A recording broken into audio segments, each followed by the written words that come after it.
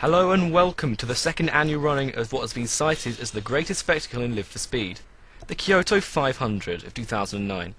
A few hours from now, we'll know who the Oval Master of LFS really is. So, let's get on with it.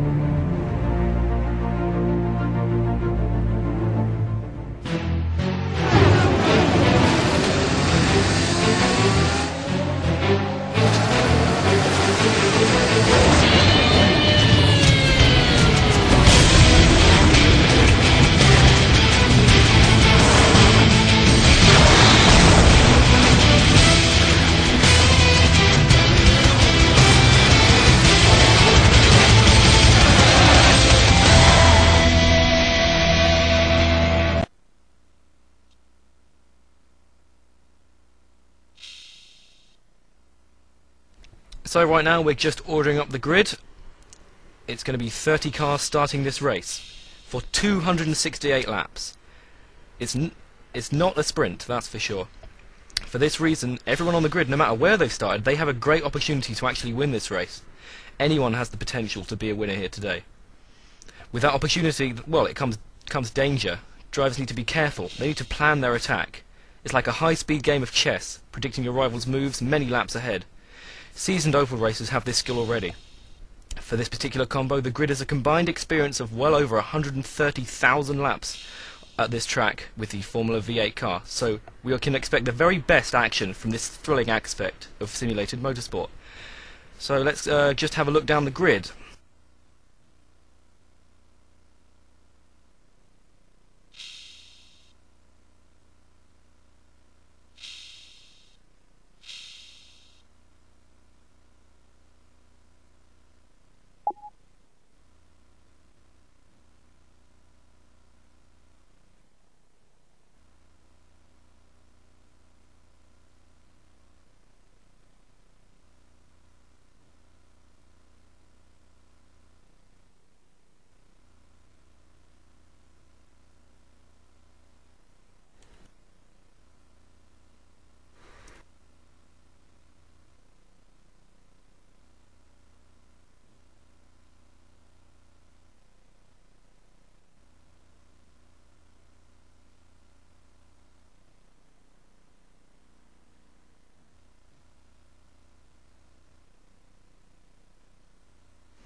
So here's the first three rows of the grid.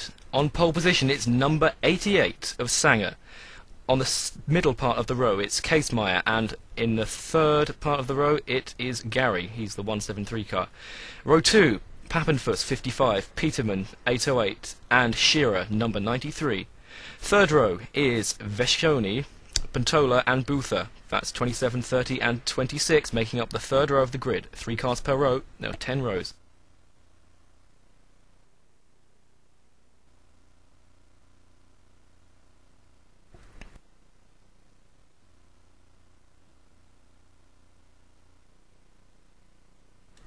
Row 4, that starts with 707 Coleman, 888 K Myers and number 61 JJ Weng.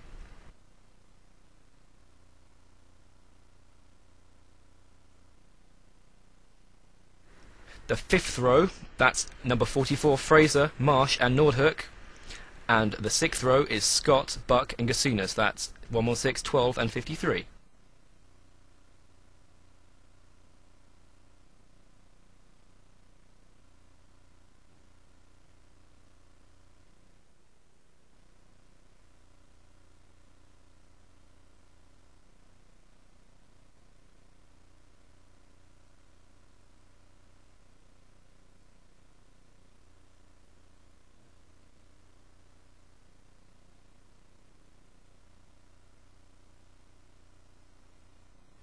Row 7, Car 8, Kagash.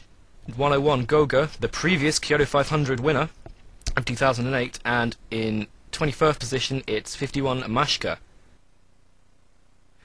Row 8, it's number 9, Phil Diaz.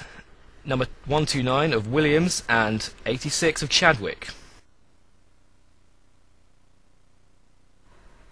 Row 9, it's McVicker. Apologies, no, it's Fargo, McVicker, and Advermitage. That's 62, 777, and 80. The final row is going to be made up of Blasco, the 322 car, and the 78 car of Sutton, and the last car on the grid will be Honeycutt in the 302 car.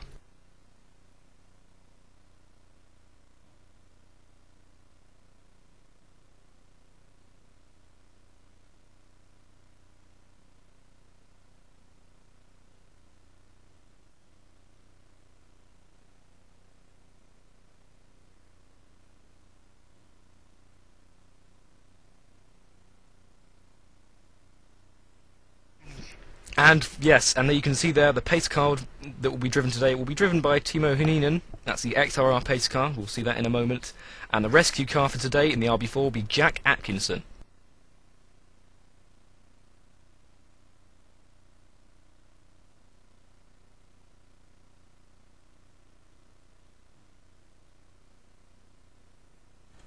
In the box with me right now I have Thilo Folker. He will be assisting me in commentary today, analysing everything that happens. So what do you think we're going to expect from this race, Thilo? We can expect that we have a great grid of drivers. They proved to be the best ones in the last weeks and months during this procedure to qualify here for this great race. And also I think that everyone here in the grid can be the winner. It just depends on how lucky and also on how good he acts in the race.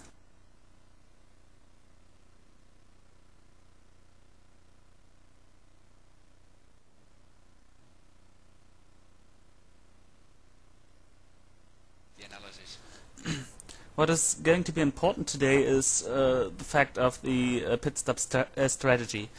You might see an early caution. I do not hope it, but it's very common to see an early caution in those kinds of races. And but if we got a longer green flag run, it could really be the key factor who gets who needs to do a green flag pit stop or who can pit under cautions. Yeah, of course, the interesting thing about this race today is that everyone has to arrive on the R2 tyres. Not a popular thing with a lot of the drivers. When it was first announced, people were a little bit surprised and a little bit wary of it, but it really adds to the interest. It makes it a whole lot more interesting seeing these guys trying to manage their R2 tyres, which get pretty hot and pretty worn. Depending on how many cautions, they could make a set last, well, maybe a third, maybe half the race, depending on how many cautions. We are nearly ready to begin the race. I think most of the people are now on the grid. We're just waiting for everyone to ready themselves and swap up the grid, as per usual.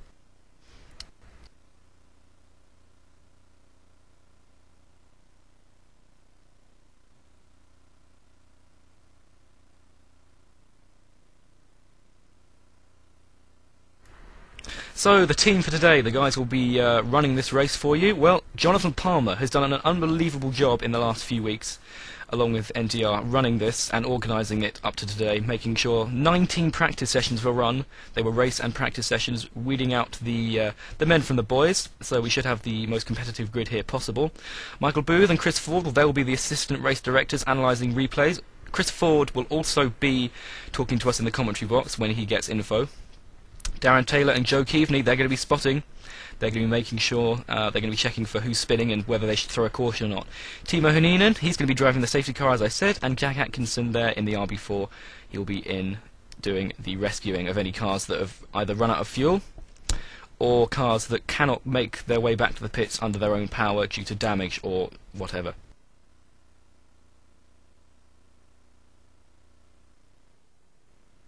We're readying up now. Special thanks to Jorgen Kursk and Joseph Ellis for their extra efforts for this.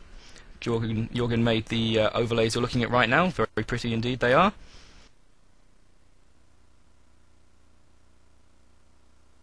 And we have to thank MultiBC for providing such a possibility to stream us.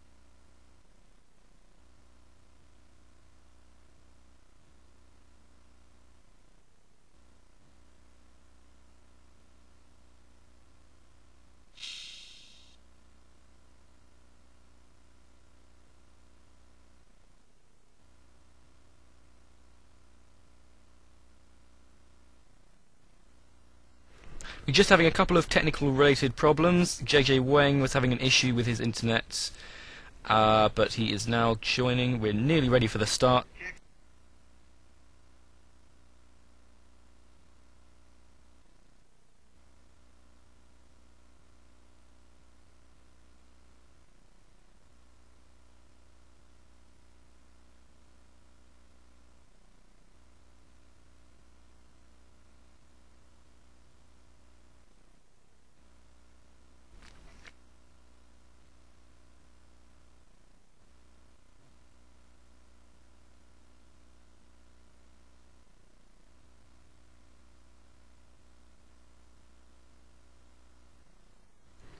Alongside me in the commentary box as we still wait for this shift.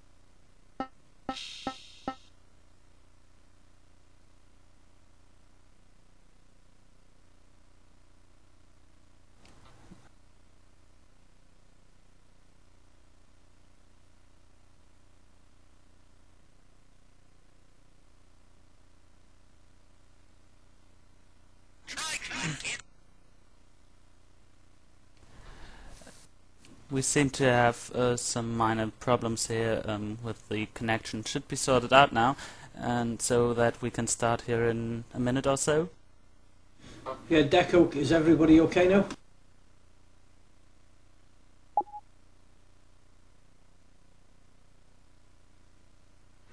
Okay, we're now ready. We are now ready to begin.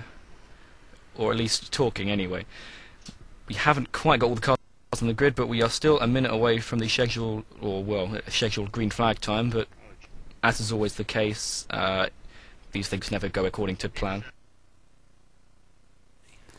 Yeah, and just JJ Wang disconnected again. He was timing out.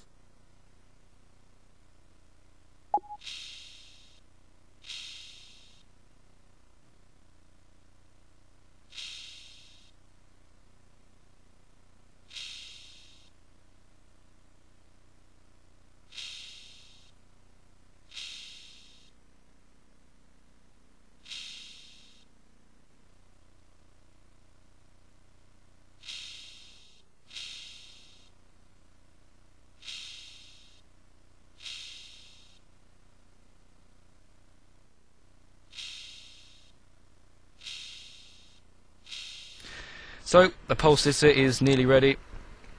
Sanger starting on pole number 88, Casemeyer next to him, and Gary just behind them. Timo Hunyan, the safety car is ready as well. We're just having some problems. It looks like JJ Wang is having consistent problems. He keeps having to climb the grid and then disconnect or something. Looks like Diaz is also having some problems, but we really want to get everyone in the race and started.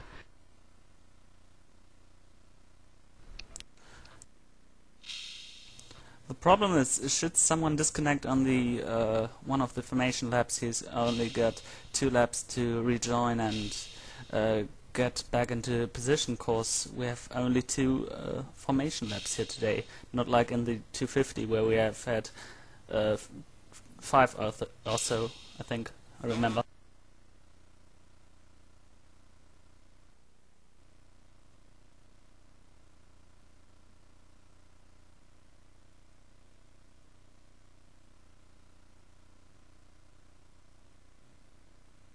And here we are on track now.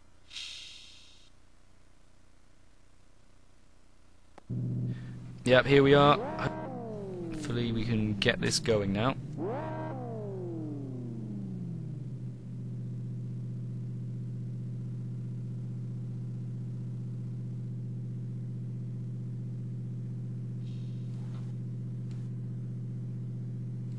It takes a while till Elephas sets the red lights, and now we're green for the formation laps.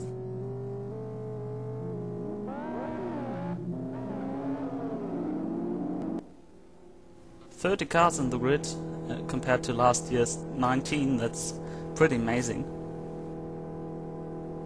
Yeah, that's a big improvement on last year's, that's for sure. And they're all...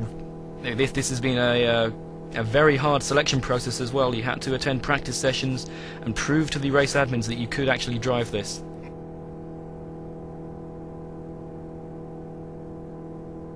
And Wang disconnected again. Yeah, JJ Wang, he's had some problems. That's the 61 car. He's had some connection problems. He needs to get back in as soon as possible. He's just reconnecting, but if he keeps having these problems, he will not finish the race, that's for sure.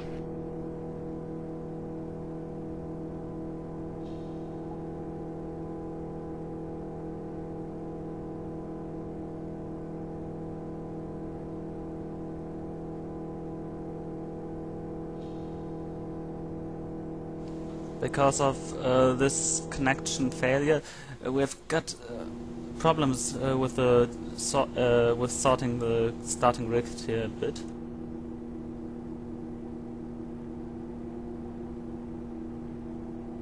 Again, it's a 3 wide start here, means rows of 3, and this is pretty scary, or will be pretty scary in turn 1.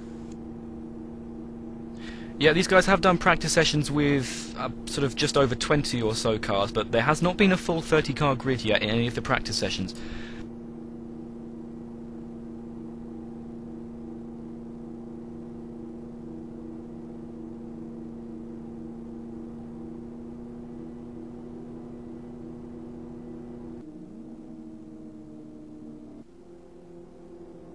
Okay, that's the first of the pace laps completed. We've lost car 85 for now, at No, least. He was sort of the 31st car here in the grid. I don't know why he's here, but oh, Sanger. We have lost oh, connection to the pole position! sitter. Pole position car has timed out. That is an absolute disaster, and they've already completed one safety car lap as well. So, he will obviously have to rejoin, get to the back, and then under the next caution, I guess he'd be allowed to unlap himself. I'm not entirely sure of the procedure. In previous events, you have been able to unlap yourself at the first caution, because we will be getting caution today, obviously. This is the case here again.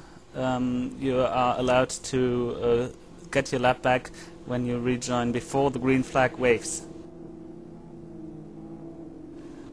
Yeah, and they're nearly round to the green flag. We're just coming up to turn 2. The pole sitter is now reconnecting, but he will be... No, he's not reconnected. He is not reconnected.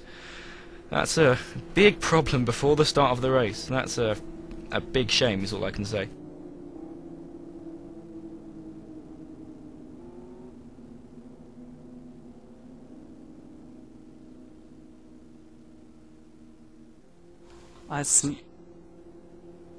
I really do smell here a second or another formation lap, because the field seems to be very unformated.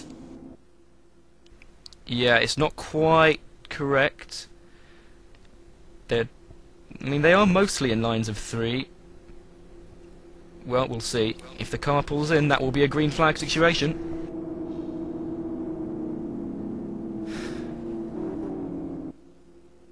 Or are we having an extra lap? Well, we are now gaining a car. We are gaining car 85. Car 85 has jumped up into the race. Yeah, that also means that Formula Racing now has a car entered in this race for the LFS Car Championship, and we're having another pace lap here. Yep, there goes 85 out of the pits. That's Seal. That's 085, in fact. Out he comes. Safety car will be in this lap, though. Safety car will be in this lap, so we will have a green flag situation. And because now the pole position spot is vacant, Casimir will have the honor to get the green flag first here in this race. Yeah, it doesn't look like we're going to get back the pole sitter either. That's a massive shame.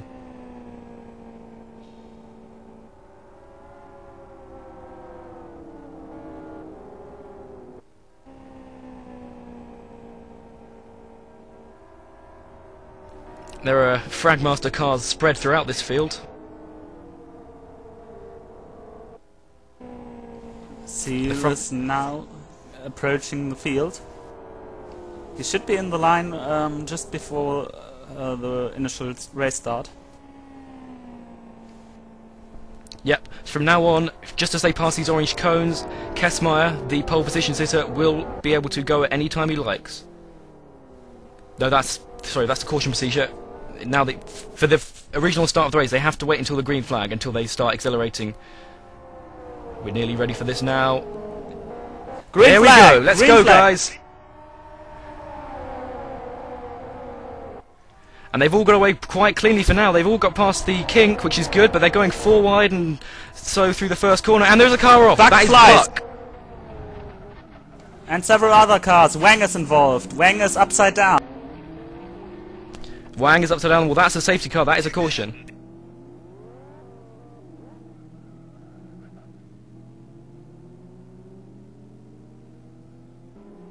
Also involved there is... that's Mashka. He was involved. And...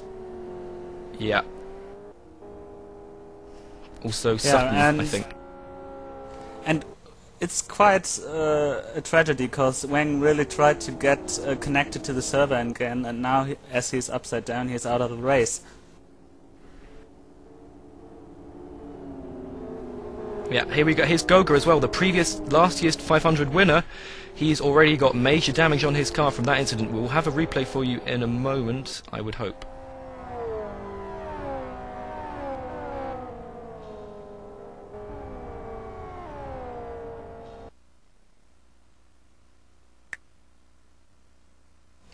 Seal is now coming to pit lane, getting a drive-through penalty, but he will start at the end of the line.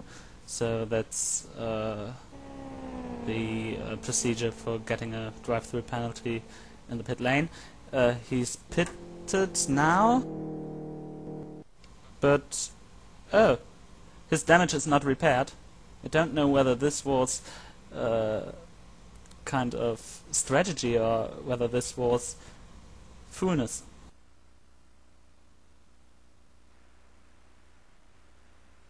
Now that could be a mistake. Right, we're going to go on board with Mashka to see what happened in this accident.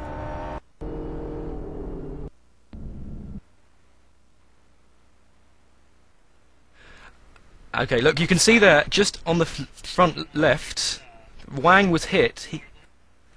Wang was hit. He went backwards across the front of another car, and look, he got collected by Gasunas, that is. Diaz just got collected as well. That's the red car that's been hit.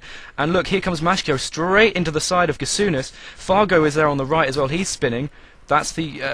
oh, that's also... At Vimitage, the 80 car is spinning. Williams 129 has gone into the air. He's gone crazy. We'll have another look at that in a second. He also, the 129 also disconnected from the server now, so he's also out of the race.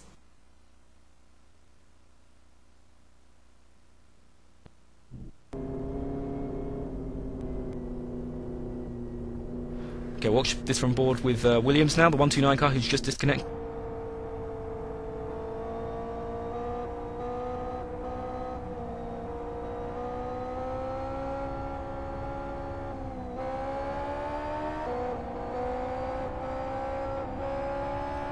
This is on board with the Williamson car. Let's see what he...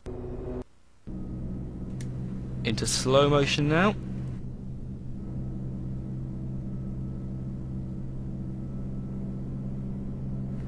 There you can see, there's a car...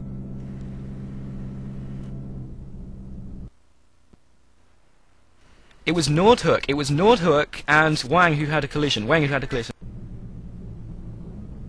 That is what happened. So that's why Wang ended up going backwards across the track, and eventually it was Williams who got caught out by Diaz flying into the side of him. On track we have got a problem here. Car 777 is stuck in the grass.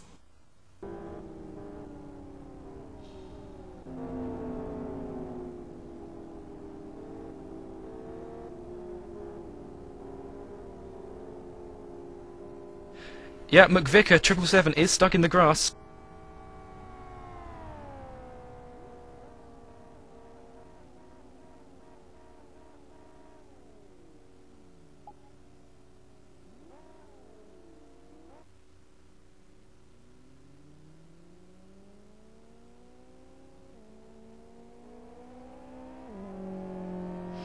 Here comes the rescue car to rescue that car stuck in the grass.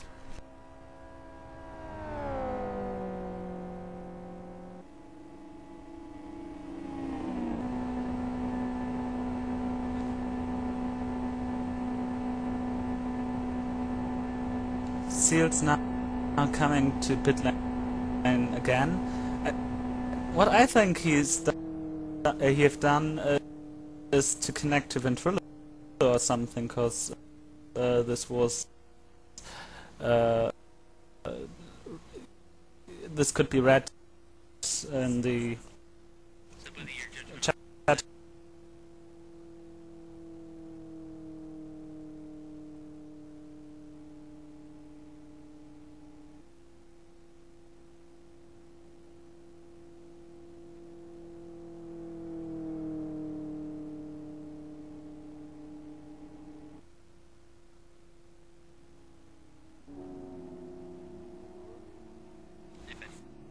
777 is now freed, and the rescue car will guard him back to the pit lane, and he will continue this race, I think.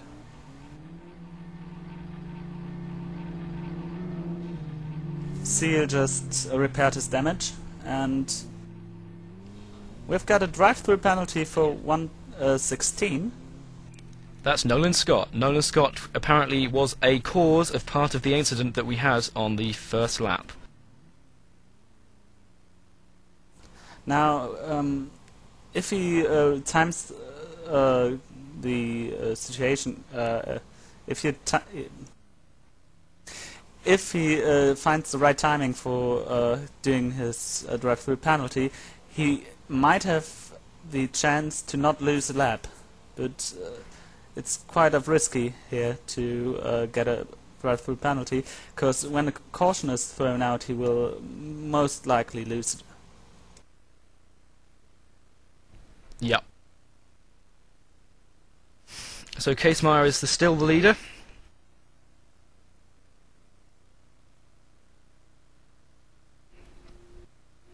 It's a Fragmaster 1, 2, 3, 4 currently. Casemeyer 1, 2, 3, Gary 173, 55 Pappenfuss, and 808 who's Peterman. They make out the top 4 positions. Pantola from Storm Racing is 5th with the 27 with his teammate, in fact, behind him. His teammate his teammate Shearer is behind him in the other Storm Racing car.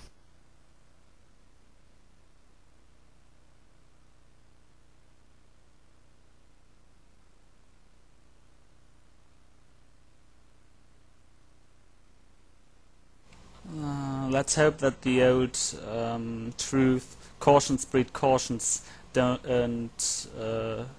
apply here, because it really would be something bad for this race to start with some cautions right in the beginning.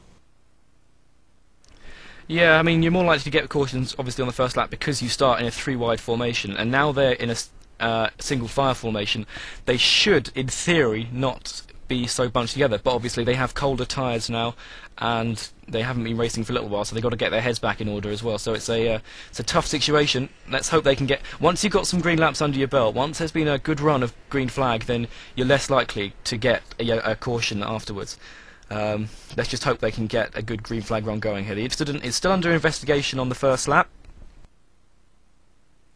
And car 777 is now in the pit lane and now repairs his damage. So we should be green flag racing here in just a few minutes now. Again.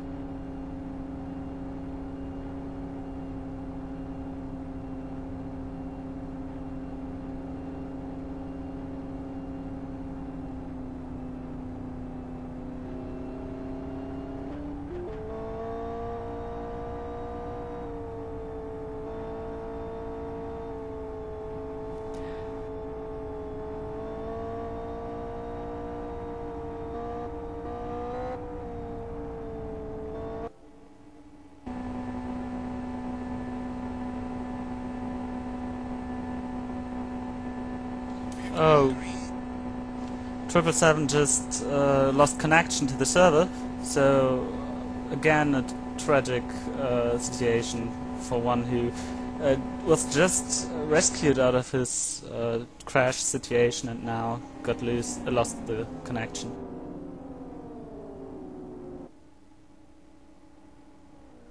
Yeah. Really unhappy at the beginning. Now the safety car pulled in. This is the procedure here, and we go green at the line.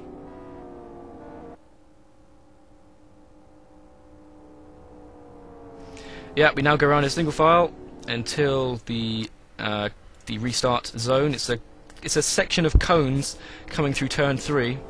After that zone starts, you are able to go at full speed whenever you like. The leader has control over the field. He goes around at safety car speed, but then, oh dear, we have a little bit of a collision at the back, but they haven't fallen off. Buck just ran into the back of Fargo there, but we're still good. Still ready to go green this time.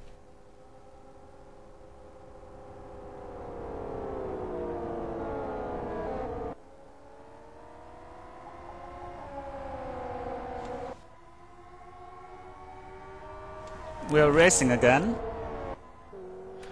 But Buck has already caused a yellow flag, but he's going as well. So let's look back at the leaders. Up here at the front, Casemeyer still has the lead over his two teammates, Pappenfuss, Gary, and also his other teammate, Peterman, is behind. Behind them, it's a two-wide, four-way battle with Marsh, Shearer, and Vecchione. These guys got to work together to catch up to the back of Pintola. Car 085 falls off pace. He's got a burnt clutch.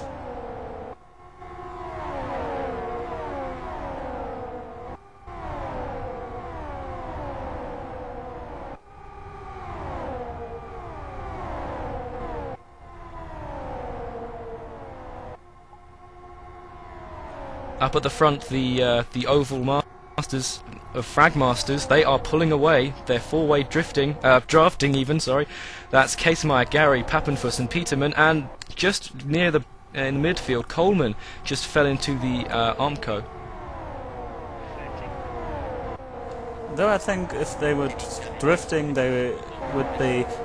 This would be also a spectacle. Yeah, you don't need drifting to make it a decent spectacle, but drafting is very important. It's a very important tactic, is drafting in this race. Obviously, well, with four-way drafting, it gets kind of complicated, but these guys know how to four-way draft out of anyone. They just got to keep working together to get away from everyone else. I mean, their lead will be decimated as soon as another caution comes out, which we would expect. And behind them, well, everyone else has got to sort themselves out. Not quite done yet. Shearer and Pintola, the two Storm Racing teammates, are working with Buther and Vecchione, and Buther's fallen back. Buther has just fallen away, and Diaz is causing yellow flag. There has been an incident somewhere.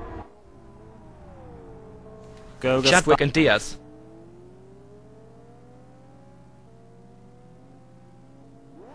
And also, yep, Chadwick there is involved.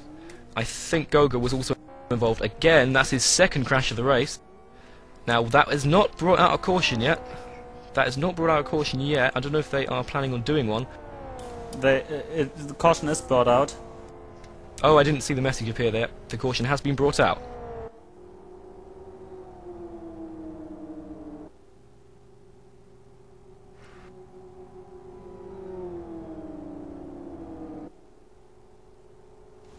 I think they can keep it to a quick caution here, because the track is clear, and now the field just will be collected behind the safety car.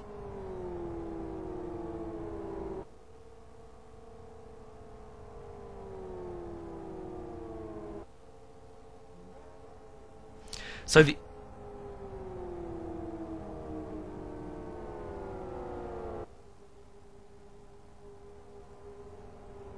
the current order is 1, 2, 3, Casemeyer. He's ahead of Peterman, Gary, Pappenfuss, Pintola, Shearer, Vecchione, Marsh, Myers, Coleman, Kagash, Buther, and Biasco. I just heard from race control that they were going to review the order here to get everyone in his destined position. Right, there could be a fairly long caution then. We might as well go have a look at a replay.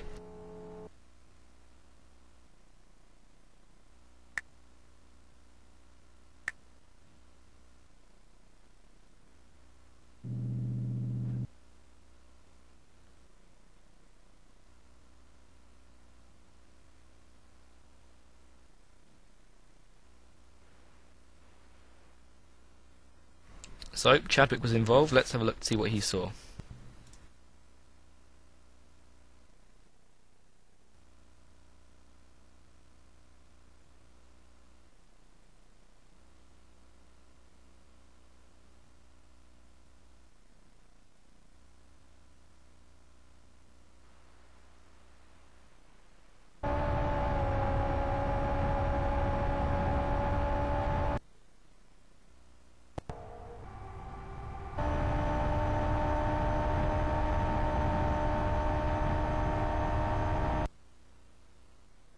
So this is his first lap. We're just going to speed through the first lap after the caution.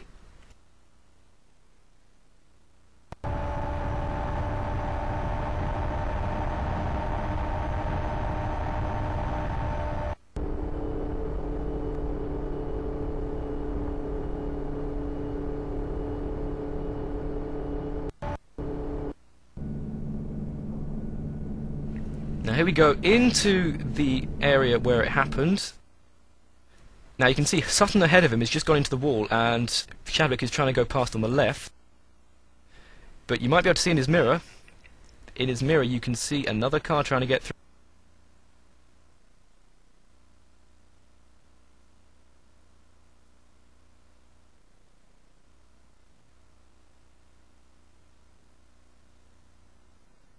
This is the exact moment of contact with Phil Diaz. So there we go. Diaz was trying to get round. Chadwick pulled out. Diaz got caught up, and they all went into the wall. I do believe Goga got caught up in there as well.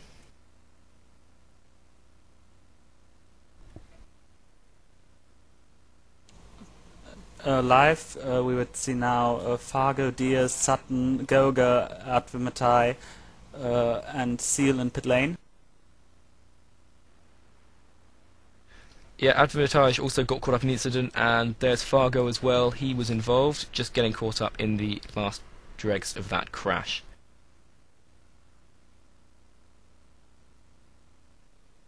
And then Seal Goga is still just trying- afterwards. Goga just afterwards had a separate crash into the side of Gasunas.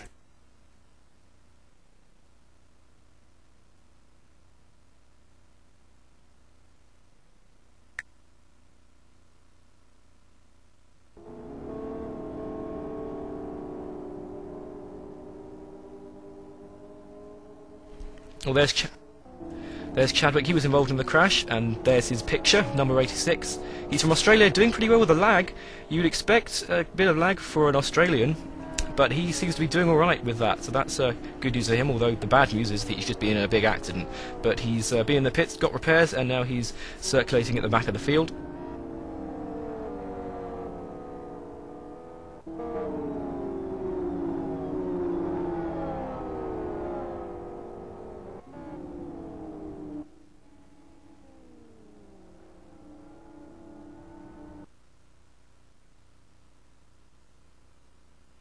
Up at the front, Casemeyer 123 is still leading this race with his three teammates, Peterman, Gary, Pappenfuss behind him. But really, they're all leading the race technically because they're all working together, and they'll be working together for quite a long time in this race, trying to get away from the guys behind them. Pentola and Shearer, the two Storm Racing teammates, will need to tag along to this.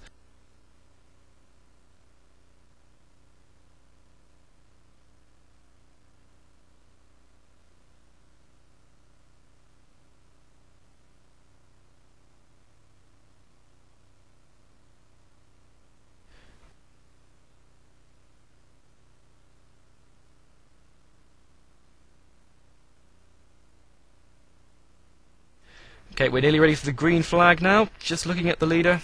He's heading up to the line now. And he's bolted. The horse has bolted. Casemeyer gets away by himself. His teammate's going to have to act quickly to catch up to him. There we go. Pappenfuss, Gary and Peterman are going to have to get involved.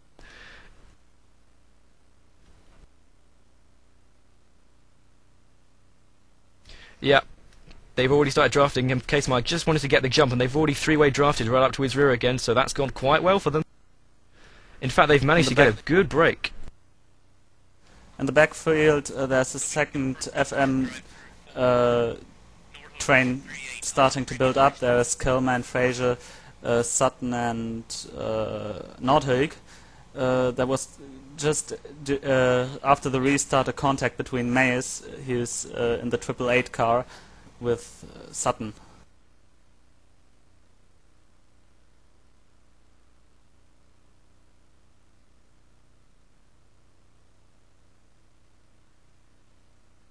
We've got three wide here. Nolan Scott, Gasunas having a go. Oh, look, someone has gone off. Oh, there's a big accident up. Gasunas has gone off into the land of nowhere. He's gone over the barrier. There's cars everywhere. That's going to be another caution. Caution came out, and we've got a new leader. Shearer is now leading, the one who got into pole position in the Kyoto Speedweeks 400. He was on just with the nose in front of Gary on the restart, but now he's sorting behind.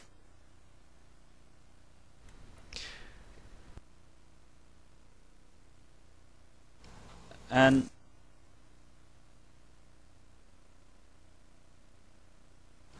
The Yep. 38 of Nordic is upside down. That is his race over. That's 2 cars that have knocked out in that incident.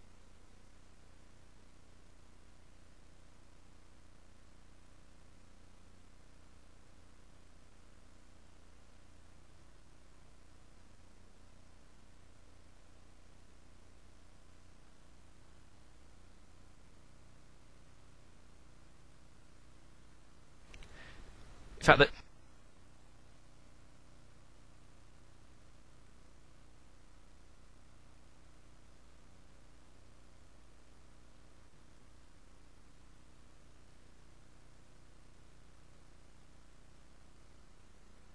so the leader is actually Gary. The 173 car is Gary. He's leading.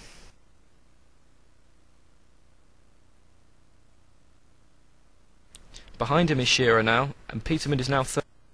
With the previous race leader of Casemeyer, he's now in 4th. So Shearer, the Storm Racing car, has got himself amongst these top 4, 5 Fragmaster cars. This is important for him. Of course, Shearer is familiar with these guys of Fragmasters. They're always on Ventrilo together, doing oval racing, so they know how to cooperate.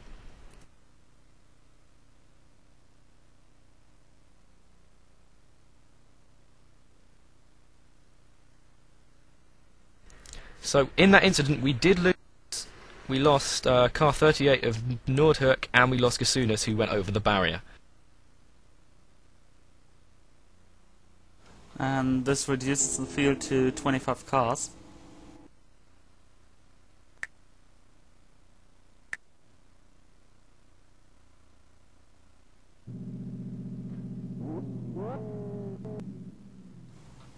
And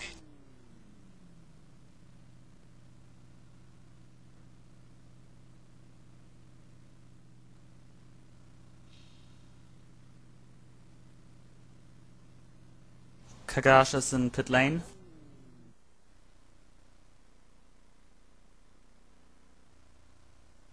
I think he's repairing damage.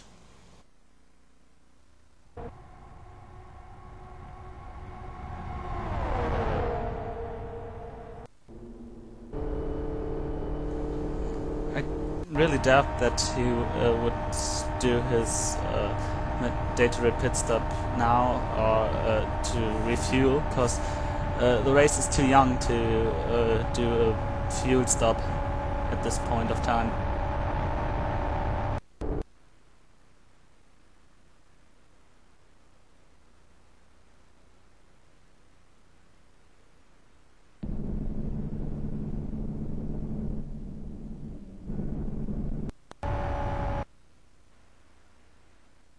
Now you can see just ahead of Nordhoek here, there was an accident.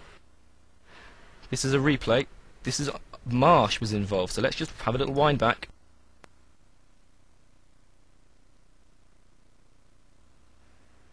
Safety car goes in this lap.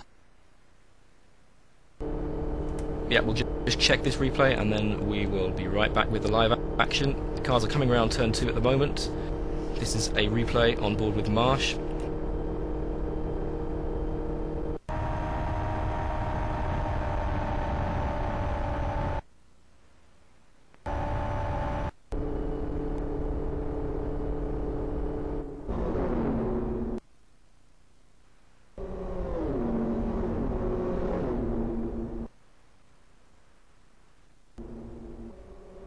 So Marsh went up the inside of turn 2 and just got caught by Vecchione. That's what happened, he got caught out. He just got caught and everyone piled into him. Yeah, and Gary just prepares to restart. We are green flag racing now. Yep, Gary got the jump, but his friends and co-workers will catch up to the back of him momentarily, I'm sure. Gary in that Fragmaster's car. Shearer is still in second with the Fragmaster's car behind him.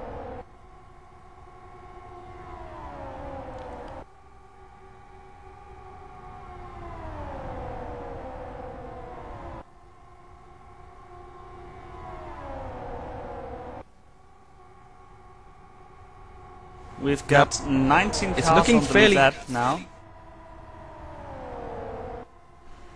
Indeed we do, yeah. It's looking a fairly two-way two-way drafting at the front with Gary and Shearer. Behind it's a four-way with Pappenfuss, Peterman, Casemeyer and Myers. Myers from the RSR team, that's why his skin is different to the rest of them. Pantola's got in there as well in the Storm Racing car. There's now a five-way drafting action here.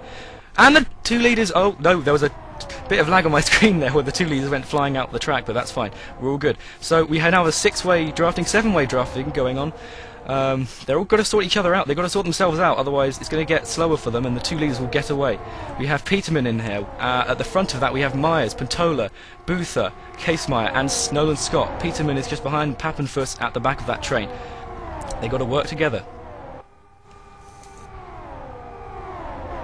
And there was contact, and Pantola was pushed into the wall. Yes, he was. He got in the wall, but he didn't spin. Crucially, he's still going. He's going to get passed by Diaz and a number of other cars, but he's still going. That's crucial. Up at the in this best of the rest drafting, it's three wide, in fact. They just try to sort themselves out. As I said, Peterman is at the front of this queue. It's Myers in the red and white and blue car. Casemeyer's just going in the inside now. Nolan Scott is behind those guys in the orange and black one. Pappenfuss is there, and right behind them all is Boother in the other Fragmasters blue and orange car.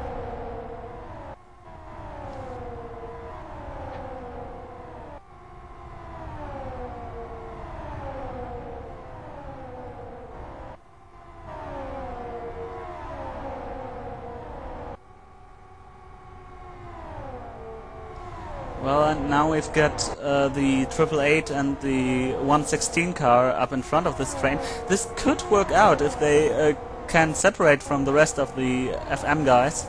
Then they could move up and catch the two leaders. Yeah, they could, but Casemeyer's got himself involved there. The previous leader of the race, he was leading up until the previous caution where Shearer took it. Right now, these guys are not organised enough. The front two of Gary and Shearer, there they are. They are getting away. And Boother's gone. Boother was up there. Yeah, that was the 26 car. And also there's been another accident involving Vecchioni. Oh dear, that's another accident to add to his bedpost. There he is. And another FM guy is upside down. Oh good lord, Coleman! Yeah, they're dropping Coleman like is flies. upside Coleman. down. Yeah, that's the 707. Wow, yeah. The FM guys and Vecchioni are on Ventrilo together quite a lot, so they do know each other, but that appears to be the accident between those two guys. We'll have a look at a replay in a moment.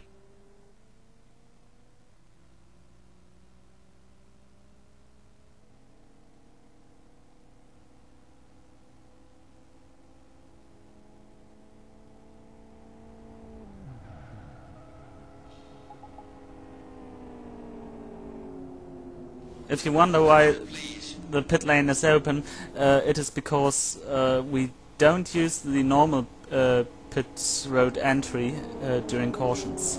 The pit lane entry is at the end of turn 3 instead of at the beginning of turn 3.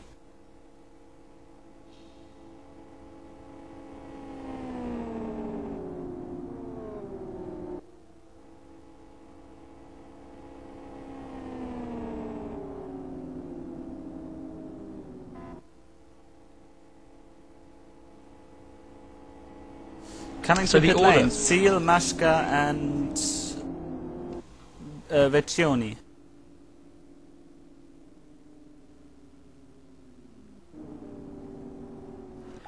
So the order in this caution, the 93 car of Shearer, he is the leader.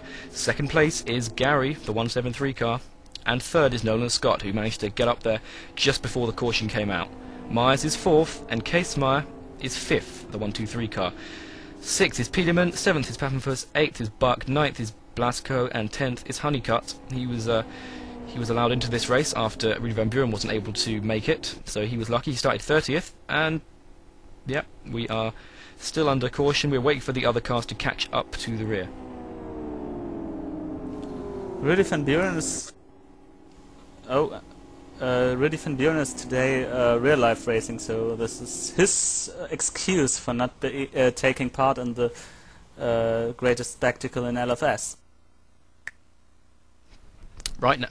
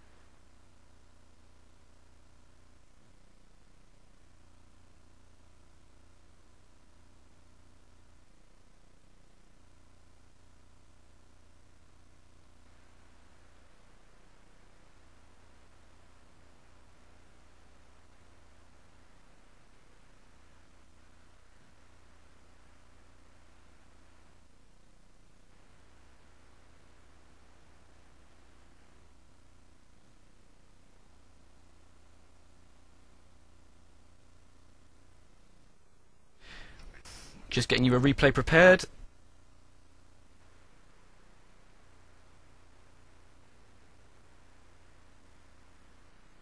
Safety car comes in this lap, so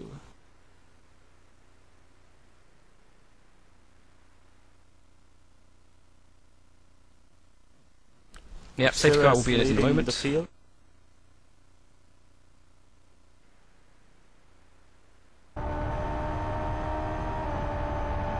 This is Coleman's previous lap before he ended upside down.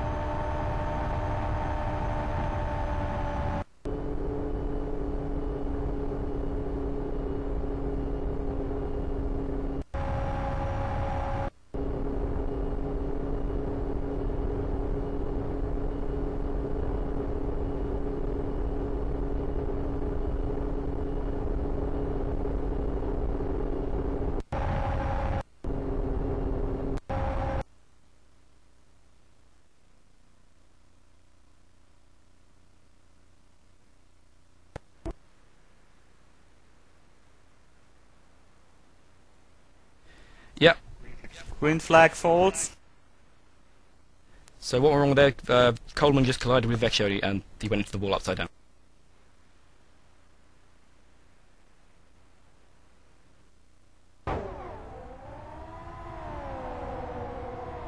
Blasco, who was the Spanish racer, was way up in front. Then he nearly spun his car and start-finish straight, but he could keep it straight, so no cautions called out again. Oh, and we've got two cars flying into nowhere. It's another one. Not entirely sure who it is. Oh, it's Fargo and Marsh, but they've both ended out of the track, so there's no one left on track, so it won't be a caution, it looks like. No, there won't be a caution. The caution is only called out when the track itself is filled with cars and too dangerous to keep on racing. What we've got now in front, we have Nolan Scott in front. Yep, Nolan Scott was mid-grid, core racing driver. He started mid-grid, but he's managed to get up there. He's now the leader. He's working with Shearer, Gary and Casemeyer. They're 4 wide currently onto the straight. They are the inside. On the inside it's Casemeyer and Gary. Those are the orange and blue cars. On the outside it's Shearer and Scott, the black and orange and yellow cars. They are 4 wide into turn 2. Now they've got to sort themselves out, otherwise Myers right behind will catch up, which he has done. On board with Myers, watching these 4, trying each other's patience, and he's managing to take advantage now. Getting a bit of the draft, but he has to wait. You have to just wait a little bit. He squeezes Nolan Scott. We didn't quite see, but Nolan Scott was on his right-hand side there. Now going 5 wide, and Myers has got himself up into this action now. It's a 5-way battle for the lead. I'm sure, well, Gary, Casemeyer, Shearer at least, and Myers as well, they will try and do a 4-way cooperative draft because they know each other. They want to try and lose Nolan Scott, but Nolan Scott is getting right back in there. And he's looks like Myers and Shearer are getting away from these guys. As the 3 behind, and Scott, Gary, and Casemeyer, they are falling away slightly. But with a bit of freeway drafting, they could catch up easily, depending on how well the front 2 do their drafting.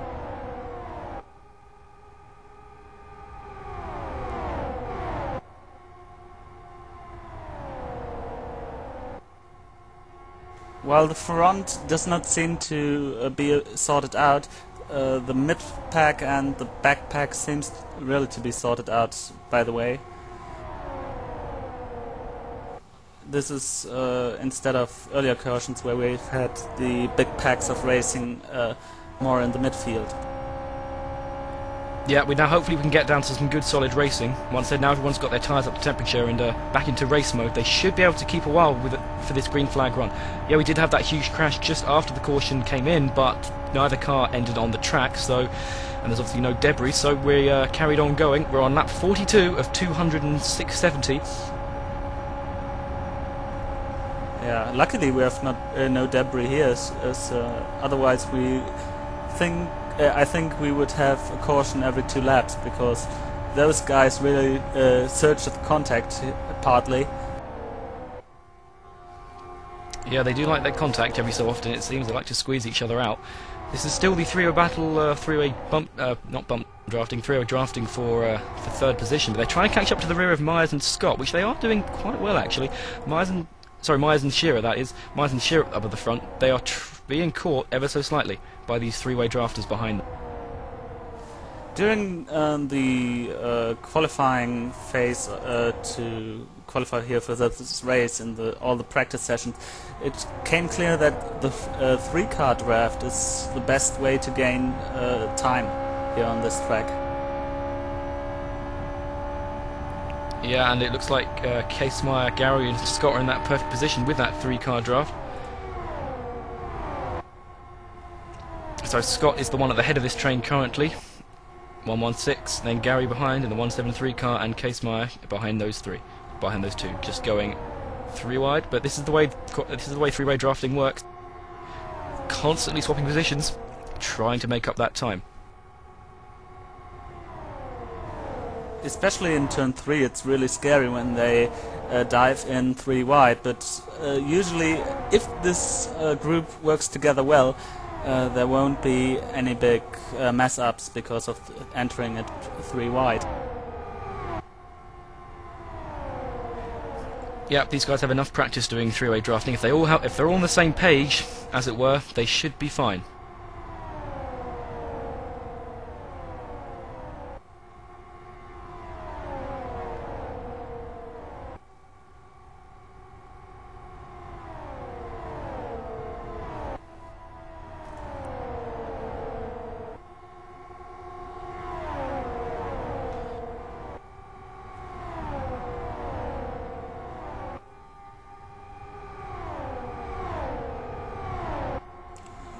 Though it seemed that they would approach the guys in front, now it seems that the gap between them is quite steady, not changing too much.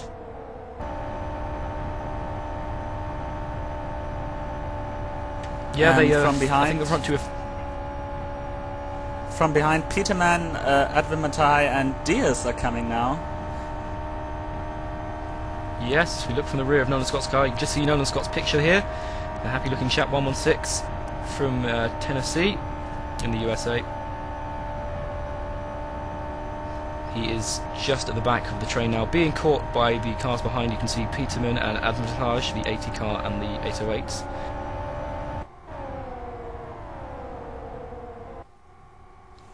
He's the champion of the Icon Touring Car Championship of this season.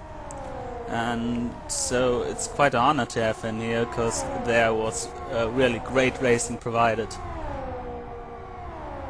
Yeah, he's multiple champion this year, head-to-head Summer Series, head-to-head Winter Series 09, ITCC, amongst others. Multiple championship he has, but can he add the Kyoto 500 to his selection of trophies? Well, let's find out. He's currently in a four-way battle, a four-way draft with the three Fragmaster cars. Trying to stay with them. He's cooperating well.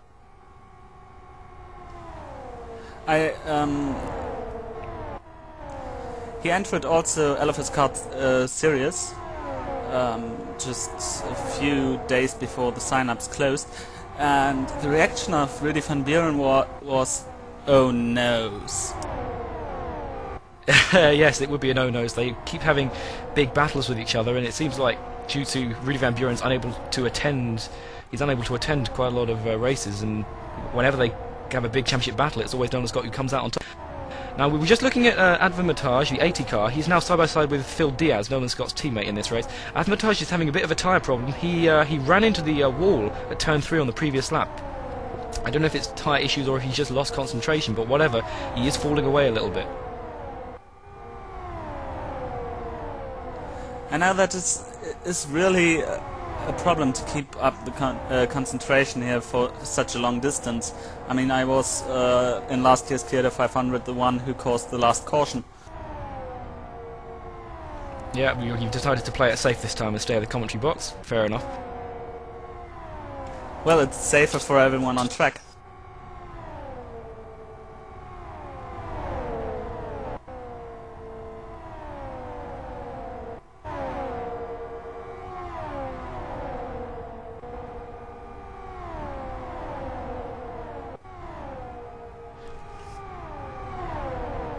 No, Nolan Scott now is driving best lap time, though he's all alone. That really shows how good actually the drafting here in the field works. It works like a potato, so nothing. It works like a potato. It works like a potato.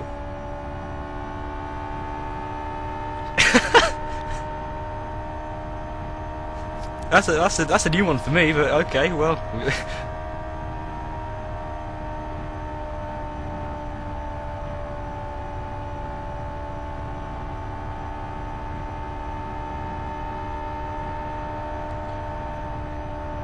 Okay, just looking. We're just currently looking at the still. Nolan Scott is just got ahead into third position, and behind him, Diaz, his teammate Diaz, has managed to work his way up. Although Diaz is actually a lap down, so he's trying to unlap himself. So he's trying to help his teammate, plus the Fragmaster guys. They're going 4 wide. His plan is to be between safety car and leader, or at least in front of the leader when the next caution comes out. Though I have... No, I don't say anything about cautions now. No, just on board with Goga. We were hearing from Chris Ford in the control tower that Goga's been going onto the apron a little bit in the last few laps. Well, there is his picture. That's the 101 car of Goga. He's the Sunday Drivers Incorporated team. He is holding his cat in that picture. If you can't go see it, there's a cat there. So hopefully the cat's not near him right now, because that will be a big distraction for him. He's falling away. He's losing position after position at the moment. He's having some problems, possibly. Yeah, he races with a Logitech G25, and he is in this quite catchy tiger skin up in the midfield. Yep. Of course, he is also the reigning Kyoto 500 champion. He forgot, though, that's something, yeah, we forgot to mention. He forgot that he was the reigning Kyoto 500 champion. He came in today and thought there was a mistake in the programme because he was written as the reigning Kyoto 500 champion, but no, he was told, you did win last year's race, even if you don't remember it. Now, we're currently looking at Nolan Scott and Phil Diaz. They have now broken away. Diaz is the one in front right now in the Core Racing FO8. He is a lap down, but he's working with his teammate. This is going well for these guys. They are able to get away from the Fragmasters, who are behind. As you can see, this is the first of the Fragmaster cars behind these guys, and yet they are pulling away every lap. These Fragmasters guys have to start doing a two-way draft. It's Peterman and Casemeyer. And up at the front, we thought you thought we forgot about them. No, well, it's Shearer and Myers. They're doing a good two-way draft. They're storming away with it. While everyone else was trying to sort themselves out, Myers and Shearer really got their act together, doing a great job. They benefit of the distraction which was in the following group until it was sorted out with the two car drivers now drafting with each other.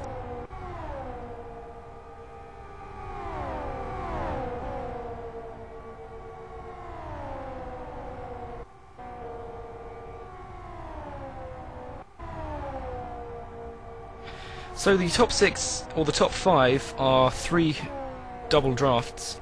One of the cars in those drafts is a lap down, but the top 5 currently is the 888 car of Myers and Shearer. Those are the front 2.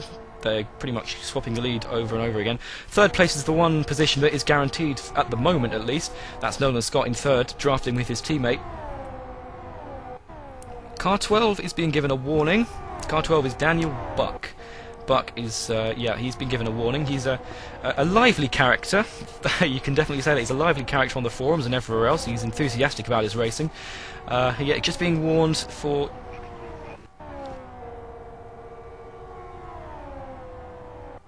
And there you go, there's Buck. And just for the record, let's see his car as well. The green one, green and black, just having a 3... Oh!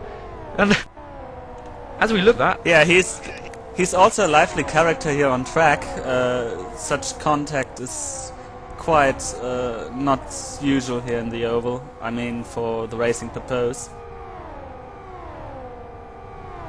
Yeah, that was just as we looked at him, he was just squeezing down on Gary, it looked like, and Gary had to do a take to the apron, just kept in control. He's fallen back a bit, but he's just getting past Goga, reigning champion.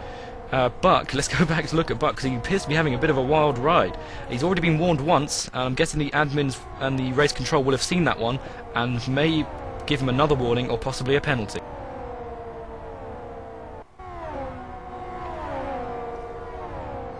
He is currently drafting with the 80 car, Advantage. He was involved in a crash earlier, but he's right back up in the midfield now. Fastest lap, Nolan Scott, third position. He's driving and drafting with his teammate, as we've seen. Aftermath is a bit like a secret, like someone who can win, because he was the one who won the Kyoto Speedway's 400 3 weeks ago. Yeah, one thing I noticed about him, he's a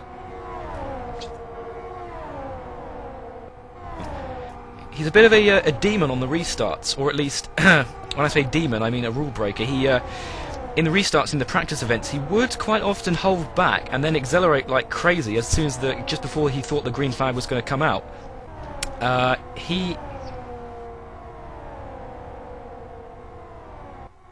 And there's his picture, in fact, there you go.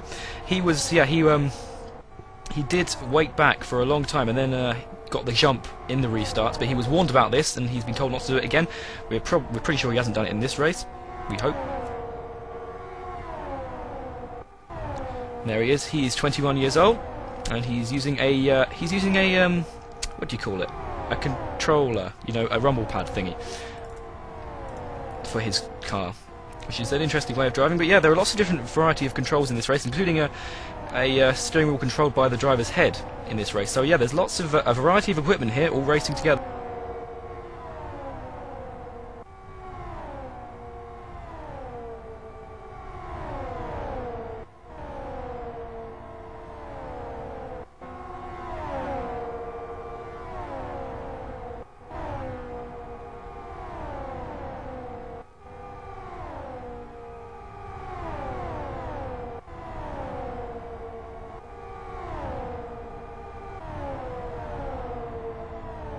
Yeah, anyway, we're just looking at the Fragmaster driver 78 of Sutton. He's the driver I was just speaking of, using this head mouse equipment.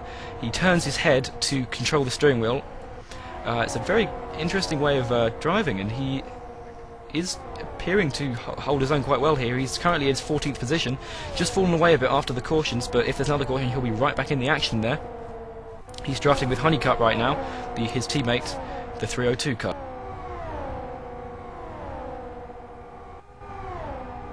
I'm just looking what the two leaders are using. Shira is using a G25 from Logitech.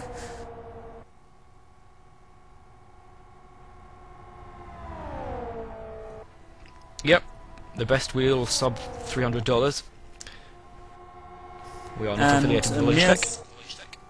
Mears is also using a Logitech Momo one. And so the top two are both using some old style steering wheels here. I wouldn't call the G25 old style. Well, it is a few years old, but it's still one of the best out there, it seems. No, that's one of the best wheels out there, but I meant it's not such an innovation like the head mouse system. No, yeah, yes, more of a traditional method of car control. Yes, I understand now. We're now coming close to the point where someone can consider to do a pit stop, an early pit stop, and then to get a full tank and go through the rest of the race.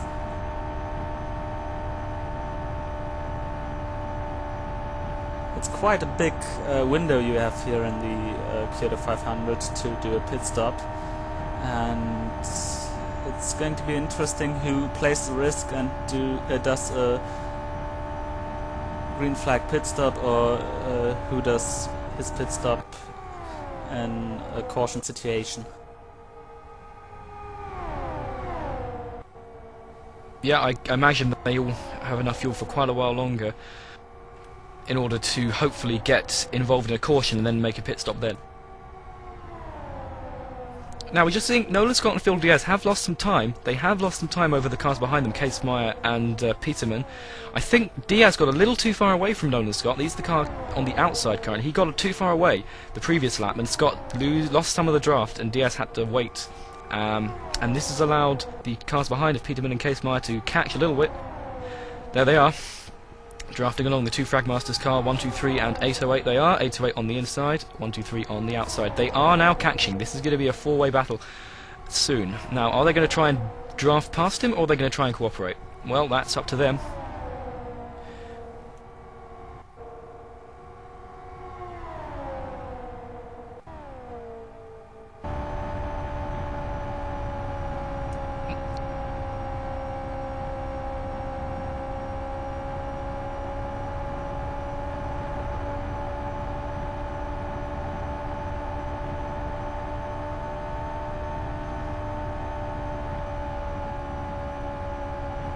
Yeah, we're currently on board with Peterman right now, the 808 car. He's drafting with Ronald Casemeyer. So yeah, we're on board with Peterman. He has over 80,000 laps on this combo. He is an absolute oval legend. His username FM Failure, the manager of the Fragmasters team. An absolute legend in the oval. Behind his teammate, another legend, also with many, many laps. As they just continue drafting with each other up to the rear of those core racing cars. They haven't quite managed to bring the gap down quite enough yet, but they are on their way soon, I'd say. But Nolan Scott has set the fastest lap. He keeps setting fastest laps just ahead of them. Number 12 has been given another final warning. He is not using his mirrors properly. What this can turn out, first of all, there will be, I don't know exactly, but a drive-through or even a stop-and-go penalty. If then his behavior doesn't improve much, he will be given the next highest penalty, a holding penalty in the pit lane, and then he might even get black flagged. So, but everything depends on the scene, what have happened there, and what is how this happened. Yeah, it's all down to admin discretion here. They can choose whatever they want. I would imagine now he's been given a couple of warnings. The next one up would be a drive-through, but it depends how severe his next breakage of the rules is. Or maybe he's learnt now and is going to finally look in his mirror.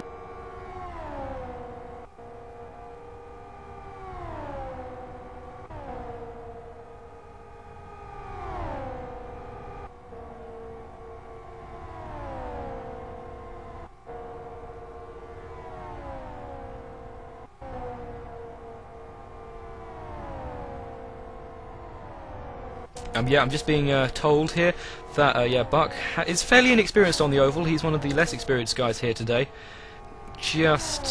Probably he's one of his oval racing debuts, in a major event at least. He has been involved in a couple of incidents today, close calls, but also big crashes. He's currently lying 6th, which is impressive for someone who's had such an up and down race.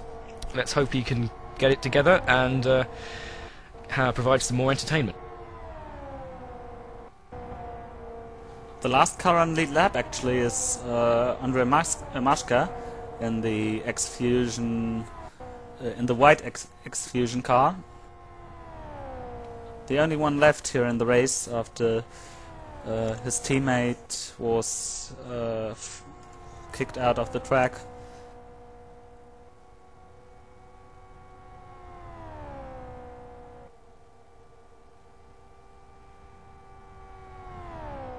There he is, there's his picture. Andrei Mashka, he is from X-Fusion, he's 30 years old. Oh, and he's from the Czech Republic using a Logitech G25.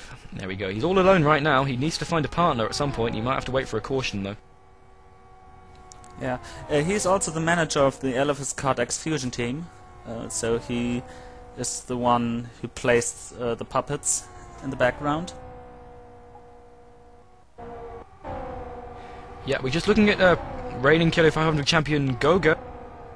He's sitting in 8th, he's drafting with his two friends Gary and Peppenfuss in the Fragmasters car.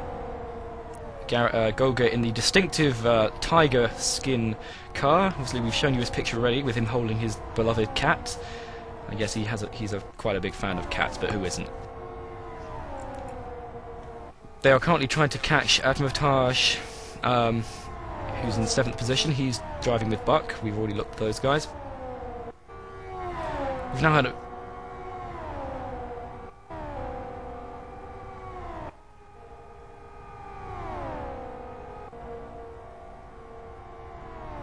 Yeah, Atmataj just actually drove the fastest lap of the race here.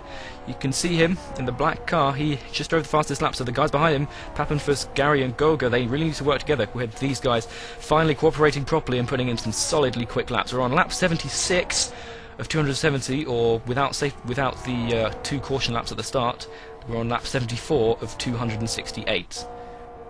We've had a really good long green flag run now. It's been a really good race, clean stuff mostly. Since the previous caution.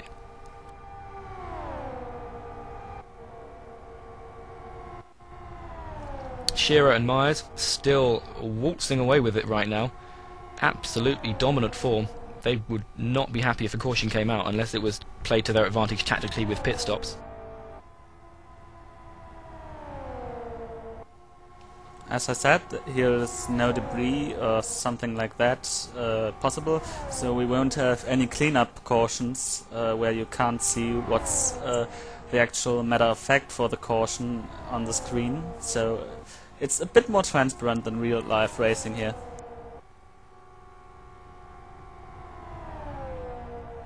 Yeah, for sure. And there won't be any competition cautions because I think it was last year's 500 or the last year's 250 where a competition caution was pulled.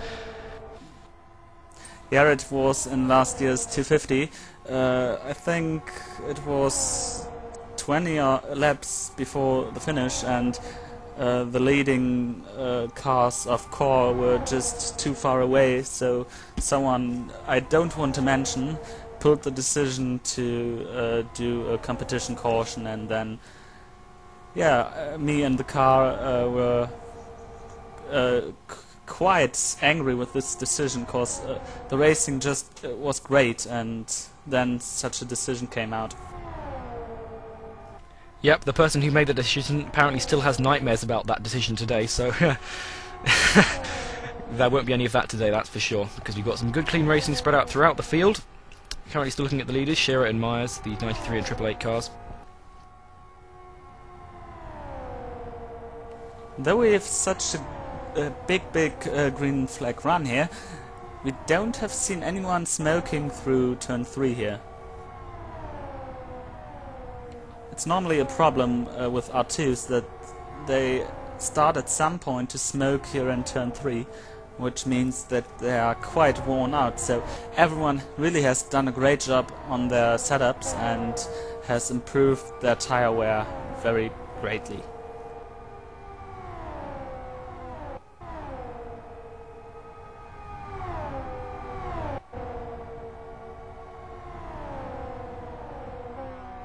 Let's go have a look at Gary down here. He is currently sitting in 10th position, still drafting with Papenfuss and Golga. He's from Waterford, Michigan, USA, 39 years old, and it is his second start in the Kyoto 500. Yeah, look at that picture. He's got the sunglasses and everything. He's a cool customer. Absolutely, yeah, looking fly, as they say, on his Logitech Momo. Let's see how well he can do for the rest of this race.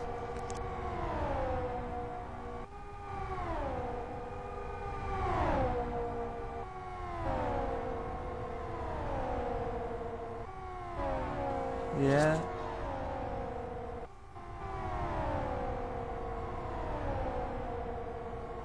We've got a drive-through penalty for car 322.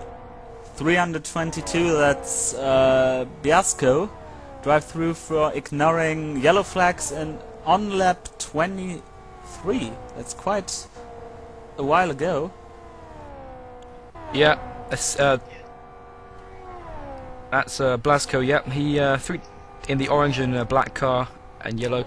Ignoring a yellow flag is very serious in this race, because, well, this is one of the tracks in LFS where when a yellow flag pops up, it's 99% of the time going to be something that's happened ahead.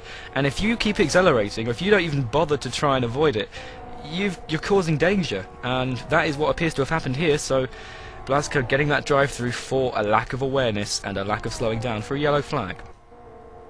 He's got now 3 laps to do his penalty, and now entering pit lane. Wrong pit lane entry. Ow, so look at he that. is stop and go. He absolutely mashed his tyres. He had to lock up insanely, and he's now driving across the pit boxes, which you're not allowed to do. So he's come in the wrong entrance, and now, of course, now he's doing a stop-go. But he came in the wrong entrance, and he drove across the pit garages, which you're not allowed to do. I think he can't do his stop and go because he just got it at the pit lane entry. So he's now losing very much time here. He has to go around another time, then stop the next time round, and hopefully he will enter the right pit lane entry. Puntola is left. How did that happen? I'm guessing it was on the exit of turn 2, because that's where the buggy barriers are. That's where you'd end up flying into the scenery. Now we are Blasco has once again come into the pits using the wrong entrance. He's got to use the apron to come in. So he will now have to do another penalty, I think, and he's driving across. He has not read the rules. He's driving round on the inside. He's supposed to stay on the outside of the red line, the red and yellow lines you can see there. He's supposed to stay on the outside of those, not near the pit garages. He's driven all the way around the inside of that line. He's not obeying pit procedure. He's having trouble understanding, it seems, and he's reversing up. I think he's retiring.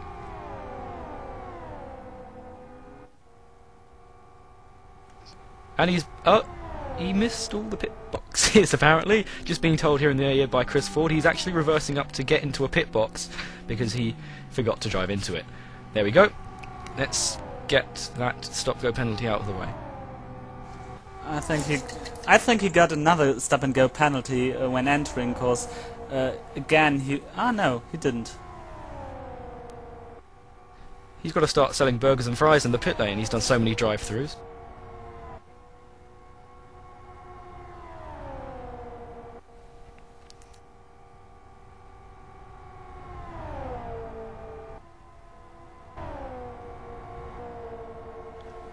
Yeah, there's been plenty of time to manage to read these rules. They've been out for a good few months.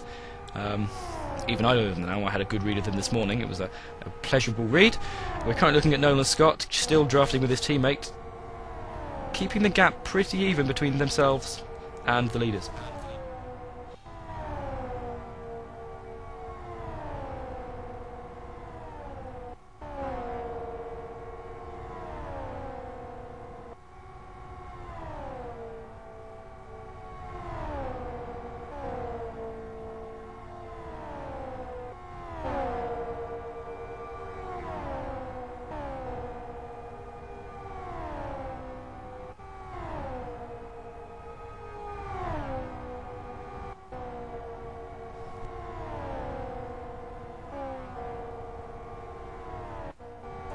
I'm hearing that Blasco has another little anecdote about himself, or at least I've been told an anecdote about Blasco from a previous practice session. In one of the 2 practice sessions you have to attend for this race in order to be allowed in, he won the race, but he didn't make a mandatory pit stop. In those practice races there's sometimes a mandatory pit stop. He won the race, but he'd forgotten to make his pit stop, and apparently he was not happy at all about that. So yeah, apparently just not quite brushed up on the rules properly for this event. Blasco there.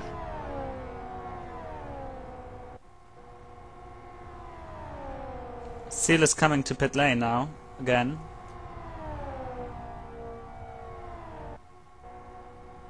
He's 13 or 14 laps down already because of his early problems with the clutch and so on.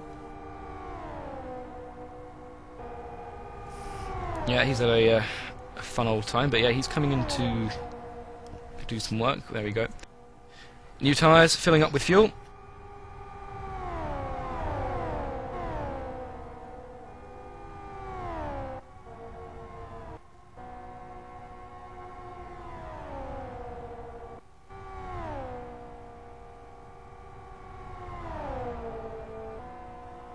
We'll be given a replay of what have happened to Puntela just minutes ago. Or we'll be given a description of a replay, because we don't want to cut out of this green flag run. Yeah. But we might be able to show it during a caution, depending on what we're able to do here. There hasn't been a caution in a number of laps. I couldn't tell you when the last caution was, because it was so long ago. We had a really good green flag run. And there have been 3 cars that have gone off into the scenery, but none of them have ended up on the track. So yeah, it's been a good long run.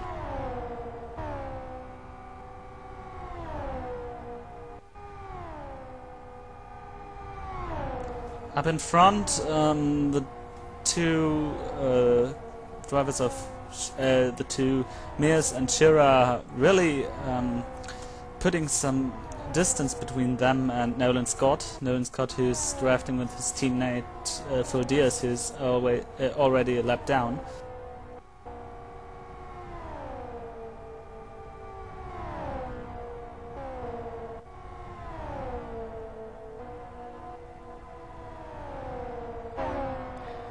Yeah, we're hearing just back here with the Fragmaster guys in 4th and 5th position, Kasemeyer and Peterman, the 173 and 808 cars. They are falling away from the 2 core racing cars who are drafting with each other. Despite doing a great pace, they are just not quite quick enough. They're really going to have to hope for a caution or some kind of problem ahead for them to catch these 2 core racing guys who are doing a good job of cooperative drafting.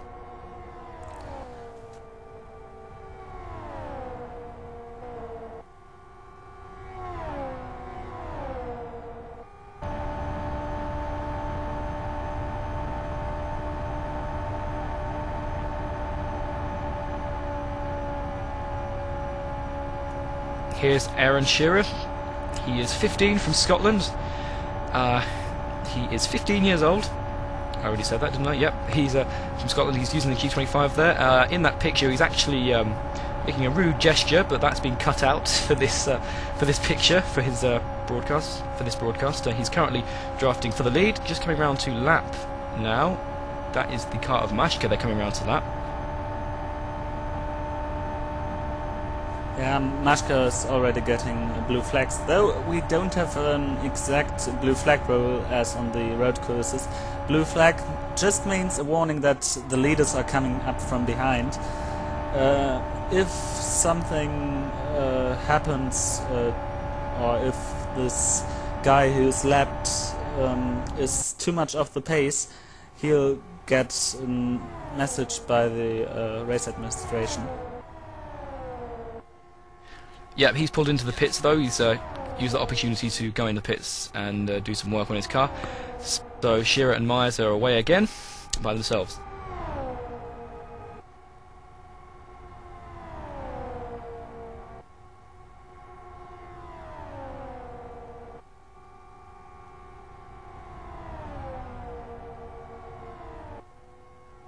Shearer, as I already said, is the one who was on pole position in the Kyoto Speed Weeks 400, which was kind of the last big test for the organization team and so on for the 500.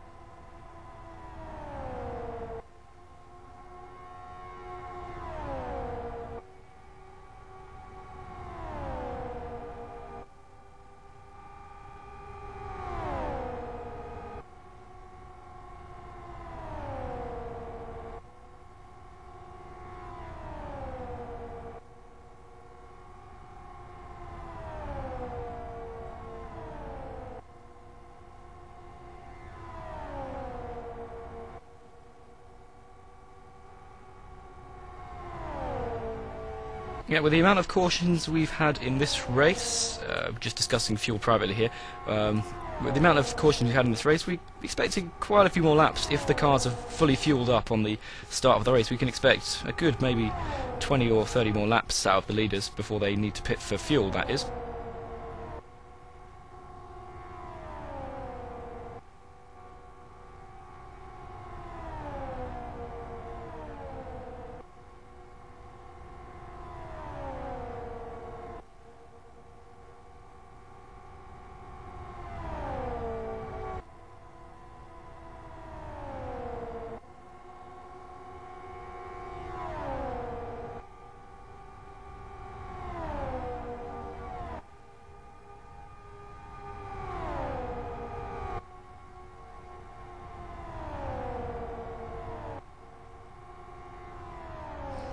Okay, I'm just hearing from the control tower that Nico Pintola's incident looks like it was due to some kind of computer failure, such as a pop-up of some sort, it would seem.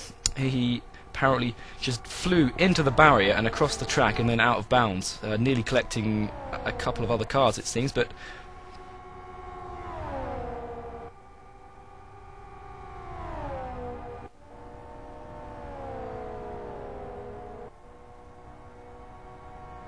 Something happened on track. yeah, Blasco Attentage. is suddenly... Blasco... oh, Oh, good. Myers just. good lord! Yeah. Yeah, we just didn't quite see that, but Blasco was going slowly on the exit of turn 1, and he was collected up the rear by Myers, and as a result, Myers has fallen away. And Myers is now down in that's- third. That's a big chance for the core drivers, cause now Shearer up in front is all alone, and already I think of the 2 seconds they have had as gap, there's not that much of a gap now. Yeah, that's a really significant incident. And yeah, the lead that Shearer built up with his team, with Myers, is really being decimated. And now Nolan Scott and Diaz a lap down of course, they are drafting up the rear of him. To be alone on the oval is to be eaten up by everyone else. Because these 2 guys, the core racing guys, they are doing great laps and they are cooperating really well. Shearer is going to be passed within this lap or the next one. And I'm guessing they won't try and cooperate with him, they will try and get away as much as they can. But Shearer will try and tag onto the back of this train. You can see now, looking for the back of Shearer, and now not, but the car coming past is the car that's a lap down, a little bit of a squeeze, and Nolan Scott is going to take the inside line there, but Shearer's going to take the middle. I just listened a bit to the engine noise, and it seemed that after Mears had lost the train, Shearer went a bit off gas just to find another drafting partner here.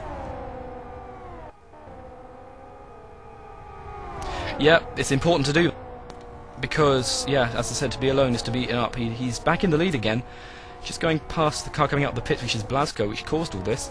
We'll have a little look at that in a moment, or at least we'll get a description for you. So Shearer has kept the lead, but he is now in a 3-way drafting train with Scott and Diaz. Diaz now on the inside. He is not the race leader. The guy behind him, Nolan Scott, is the race leader. Diaz is a lap down, as we said.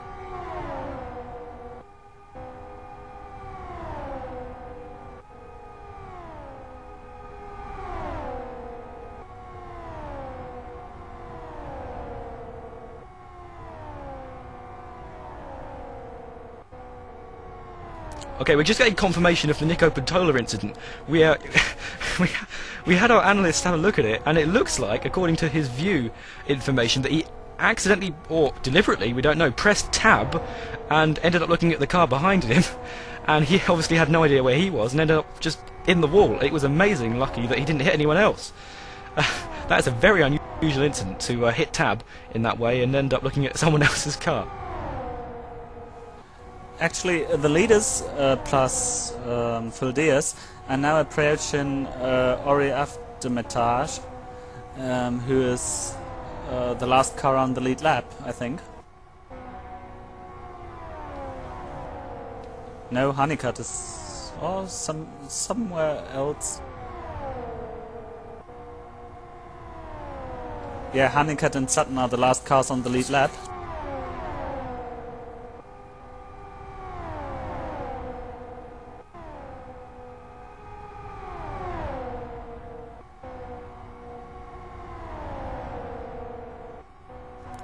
After Armitage, the winner of the last big oval race, and is now one lap down here in the Kyoto 500. He nearly lost it as well, got a bit of a twitch going through turn 2, he just got away with it. He is now falling away, you don't think he's going to catch onto the back of the train either, he's keeping out of the way.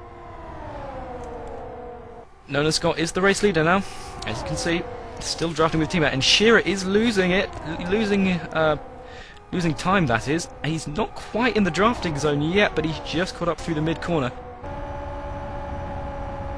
He knows the score. He's right.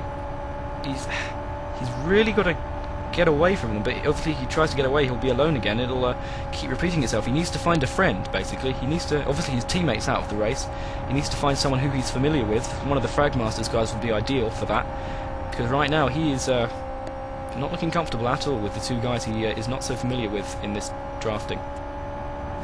Yeah, his target will be to get in the draft of those two core drivers as long as possible, and then grab someone else, a lapped car, or even Blaschko, just to get away from these core drivers.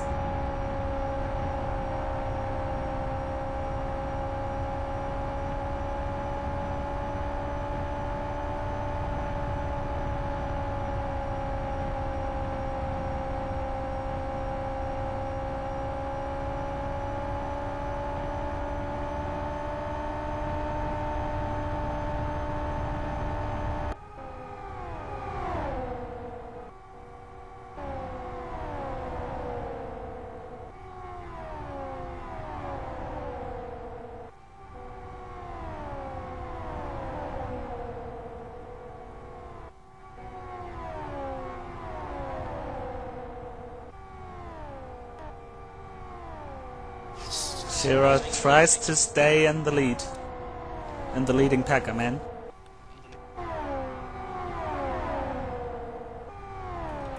And they are now approaching Moscow again. Yes.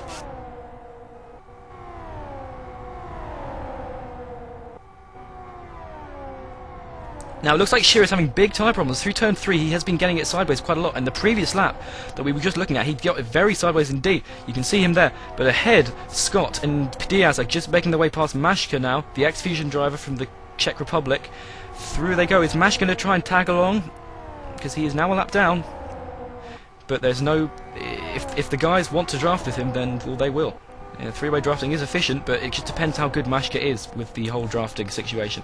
These guys, I'm sure Shearer at least, is waiting for a caution, because his tyres are going bad. He's had a lot of slidey moments in the last couple of laps, and it's not looking good for him. He needs to get those boots changed. One possibility would also be now to come to pit lane now, hope to not lose a lap, which is quite optimistic, and then gotta go out, have new tires, new fresh tires, at least on the right side, and then back into racing. Yeah, he's got to start making that decision quite soon. Now, looking back, in third position, third, fourth and fifth, Myers, Kasemeyer and Peterman, they are familiar with each other, obviously. The two Fragmaster guys, as we've already said, the Oval Legends, and Myers in the RSR car, that he knows them very well. He's always in their Ventrilo, always taunting them and having a good old banter about oval racing. So, you know, I think we're on for a good bit of cooperative drafting between these three, and they should be able to make their way up to the rear of Shearer at some point. Unless they keep colliding like that, which was a very close one there. Myers got clipped on the right rear wheel by Kasemeyer, and Kasemeyer has lost some time now, but they'll be back in the draft very soon. The leaders are now approaching to Fraser, the number 44 Fragmaster's car.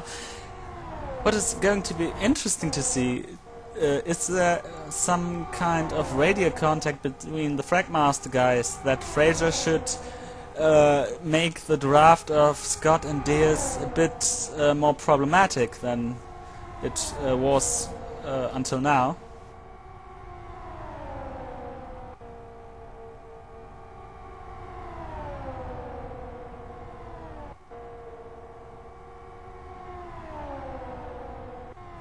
Yeah, so now it's getting very complicated here. Yeah, Fraser and Scott and Diaz. He's the two guys ahead are a lap down, and the third guy, Nolan Scott, is the leader of the race, but he's using these two. Maybe as we said, maybe Fraser is going to try and hold them up to help the Fragmaster teammate. Now, further behind, it was the case that Shearer was drafting with Mashka, but Mashka has now fallen away from the rear of Shearer, so Shearer is now by himself again. As you can see, Shearer in the yellow and black, behind him the white car of Mashka. Anyways, I don't... Fraser seems to be influencing this drafting, because the Fragmaster guys, we were told, are catching up in the last few turns. But now Fraser has lost the tail of the pack, and the car drivers are again away. What I wanted to say is that there's a tactic to slow an enemy in the oval really heavily down, that's to block the line. But I think the Fragmaster guys are too sportsmanlike to do such a tactic, because they also forbid this in their FM oval service. Yeah, absolutely. Yeah, I think obviously this race is strictly admin. The control tower will see all of this, and if any blocking manoeuvre was made, the car would immediately be asked to get out of the way and let the leaders continue on their way. But yeah, it looks like it all went kind of well, and Scott and Diaz managed to get away with just a couple of laps of action there with the Fragmaster car, but they have got away. Now Shearer has now been caught by the two FM cars, and he's now being passed by them. He's gone up wide, in fact. There we go, he's gone up wide. Could be to do with tyres. He just wants to get back into the draft, because he knows that those two are going to go past him, so he might as well tag along with them. He's obviously very familiar with these guys, again, always in Ventrilo with them. So he knows the score. Now you can see Shearer here just needs to get past Seal, the 085 car. He's done so. Case Meyer and Peterman will follow. Seal goes up high, he's not going to get involved, he's going to let these guys continue with their battle for second position. Now, we'd assume, I'd think these guys will try and three-way draft their way up to the rear of Nolan Scott. But Nolan Scott's up at the finish line.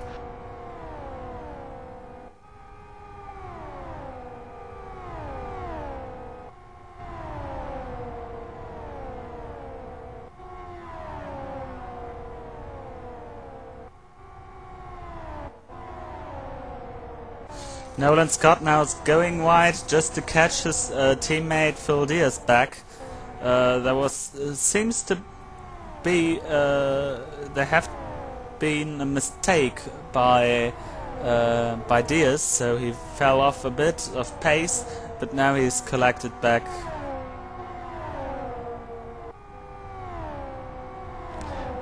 Just been hearing from Jorgen Kursk up in the commentary box that he thinks that the Fragmaster guys were, at least the previous lap, trying to get away from Shearer, because apparently their three-way drafting was not quite good enough. It wasn't quite right, and obviously these guys are experienced. They know how to three-car draft, so if their three-car drafting wasn't correct, they were obviously trying something different, as they just went past Zdenek Kagash there, who came out. I'm not sure where he was going to the pits or coming out. He came out of pit lane. Yeah, he came out of pit lane, he's done his pit stop.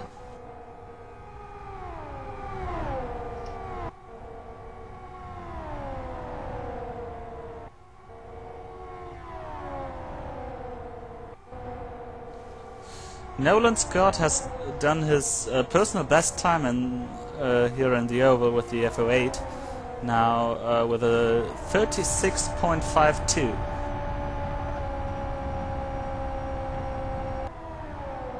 That's a a hundredth of a second better than his previous best, so he's obviously driving faster than he's ever done at this track, as you can see. Now Fraser has just got caught up in this three-way Fragmaster battle, and we can see what's going on now. We would assume that Fraser and his two friends will try and get away from Shearer. And Shearer, well, you can already see it. Shearer has fallen away. From on board, these guys are in the distance. They are little specks. And now he has to think about someone else to draft with. Myers is 2 seconds behind, so he won't be there Up for a in while, front. but he's drafting with Mashka. Up in front, the core drivers have got their problems to get past the Fragmaster car, the number 78, and there was contact between 78 and Phil Diaz. Yeah, I actually saw for a moment there that Diaz actually drove straight through him. That was one of the weirdest bits of lag I've ever seen, but I think everything's just about okay. But now Honeycutt's also here. Honeycutt is the next Fragmaster driver they've got to negotiate. Here we go. Just going through low. Honeycutt was last year one of the most rememberable characters in the 500, because he was screaming on vent all the time.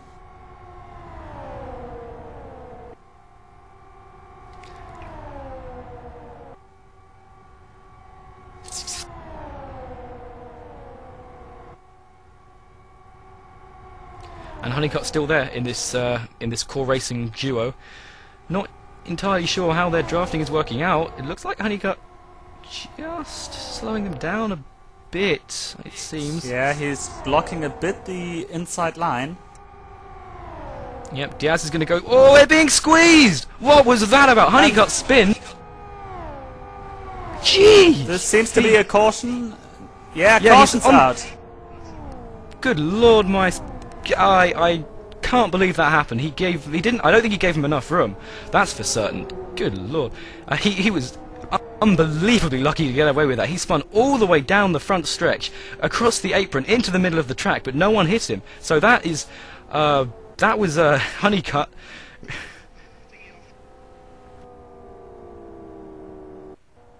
Right, we're going to try and get you a replay of this as soon as possible. Phil Diaz is back on lead lap, by the way.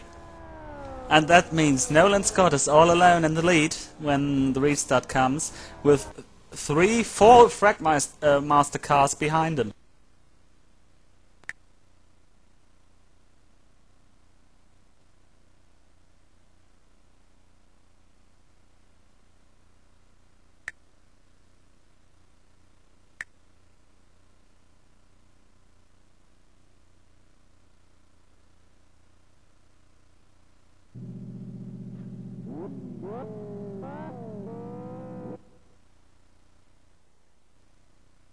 So this unbelievably long green flag period is now stopped by this action of Honeycutt.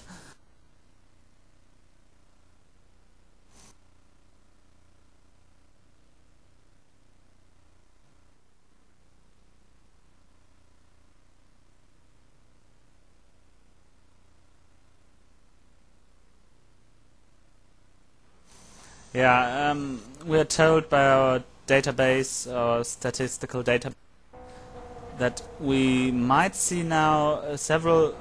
Oh, Seal has come to the pits, retiring.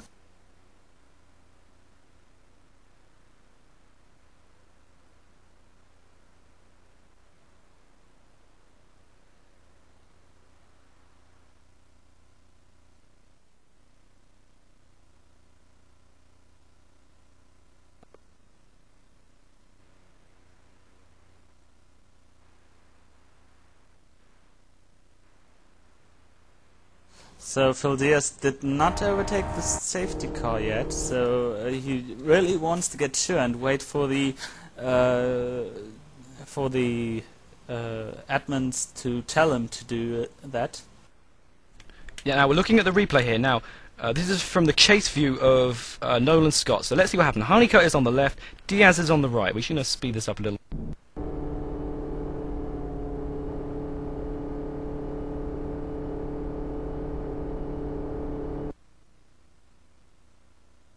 Now you can see here, we just pause it, Nolan Scott is in his own lane, Honeycutt is pulling into his lane.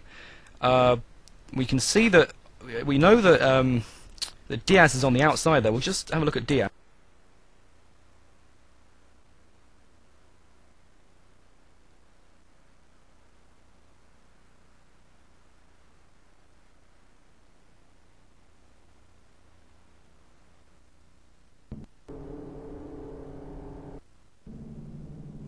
Diaz is 11th and he's the last car on lead lap.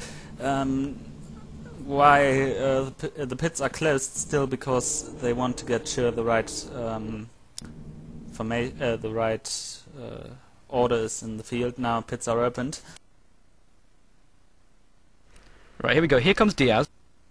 Into the middle of these three. Apologies for the longness of this replay. I'm just having troubles. But here you go. Diaz is in the middle. Look, he is in his own lane. He's on lane 3. Scott's in lane 4. Honeycutt was on lane 2, but he's pulled up into lane 3. He's keeping on. He's keep going. He's still coming. He's still going. And there we go into Diaz. I do a bit radio, and we have got very much cars in pit lane.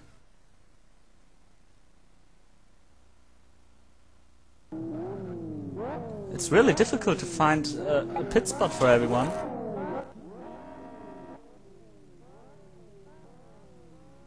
You can just about see the pit lane. There's a number of cars in there. Let's see if we can work out who it is. Casimir guessing it's wins everyone, actually. the race out of the pit lane. Then Peterman as second. Scott as third. Buck as fourth, now behind the leaders directly. Goga as fifth. Vecchioni sixth. Shearer seventh. And Gary eighth. Diaz now up in ninth. Papenfuss 10th. Number 85 has joined the spectators. That's Seal. Yeah, he was also already out. He went to shift P. Ah, okay.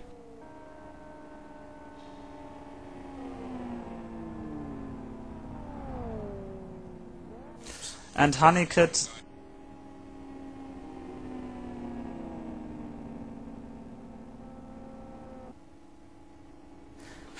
just spun the car at the pit lane exit.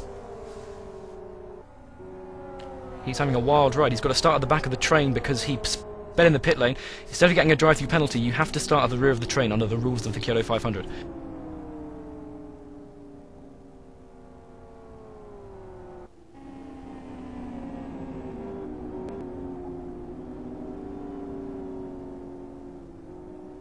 So, wow, this has worked in. This has gone well for the Fragmaster guys. Ronald Casimir ahead of Oliver Peterman. That's a 1-2 for those guys. Nolan Scott back into third position, and Mr. Daniel Buck in fourth. Now I say that with a smile on my face because, well, you've all seen it. He's had a couple of warnings in this race for lack of mirrors, and now he's up here right at the sharp end of the train. It's gonna be an interesting next part of the race, that's for sure. Will he be able to stay on the back of Nolan Scott?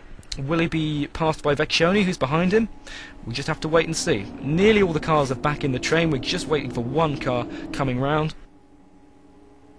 To be serious, on restarts I'm kind of missing Kenneth O'Keefe, because if you remember the 250, this was also always a spectacle, seeing him jumping right into the lead on the restart, even if he's 10th or 11th in the queue.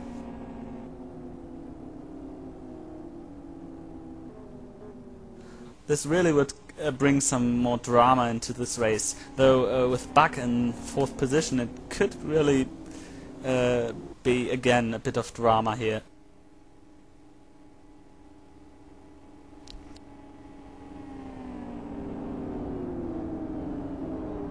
Who'd have thought we'd ever say we miss Kenneth O'Keefe, but we really do. We are nearly ready for the restart. I guess we'll go have another lap round. We're going to have intra-team battle here. obviously the FM guys are going to try and get away from the core racing car because, well, they know each other best, and they've been working together all the way through this. Kesmeyer and Peterman, you couldn't separate them. They've been together this whole time. Scott in third, he will obviously try and tag along. It's crucial now. The safety car pulls onto the apron. Safety car has already had... The signal was a bit late. Yeah, it was a tad late, but that's okay. Look, we heard safety car had a bit of an incident earlier. Not sure what happened, but he hit a wall, I think, and got a penalty. But he's all good now, and we are now ready. We're coming through turn 2, ready for the restart. Yeah, the restart quite close to the halfway mark here now. So we're halfway through this event, approximately. Yeah, we're exactly halfway through, I do believe. Yeah, we are just... No, because of the formation laps we're not. Oh yeah, we are. Yeah, we're one lap. At the start of this lap, we'll be halfway through. Let's go, guys. Let's have another good green flag run. The two FM guys do get away quite well from Scott. In fact, Scott has been left in the dust. Will he be able to catch the slipstream? He has not done it yet. On board with Nolan Scott now. He has fallen away a little bit. He might get back in there, though. Behind him, Buck, Vecchione, and Shearer. Shearer, obviously the previous race leader. He's back on fresh tyres. He'll be back up the front before you can say Aaron Shearer. And, oh, right behind him, Goga, previous winner, got through as well. A little bit of contact behind. Buck is on the inside as well. And Nolan Scott is actually getting back ahead. He managed to catch him. Amazing stuff. The FM guys thought they got away with it, but Scott has actually got a fairly nice gap, but he will be caught again in a moment. He now needs to try to slow them down gently, just to bring Phil Diaz back into the lead pack. And then it's going to be a wild ride for those four drivers. All four then are fighting for the lead, and maybe for the win too. Yeah, behind that, Goga, Vecchione, Buck and Shearer have not sorted themselves out yet. As you can see, they are not in a proper formation as yet. Maybe Shearer can get with Goga now. Goga in the tiger striped car. He is just behind Shearer, but is also falling into the clutches of Vecchione, Buck and Diaz. Diaz obviously needs to get up to the front to help his teammate, and Diaz is getting there. Diaz is doing a good job of trying to get back through. It's all still sorting themselves out. A little bit confusing right now. Still in the lead, we have the FM guys with Nolan Scott tagging on for the fun in third.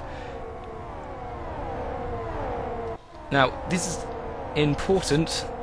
Buck just lost it on the exit of turn 3. Whew!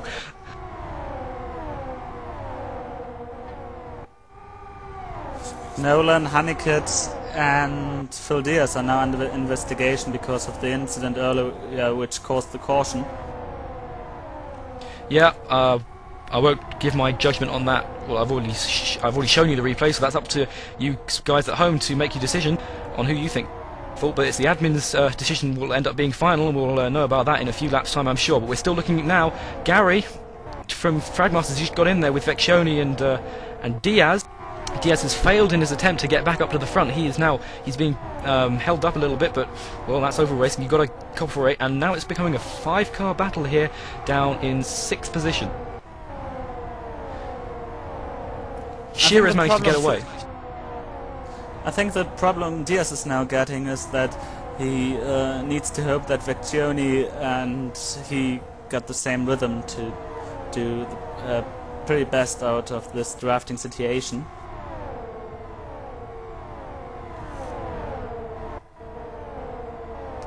Yeah, he's...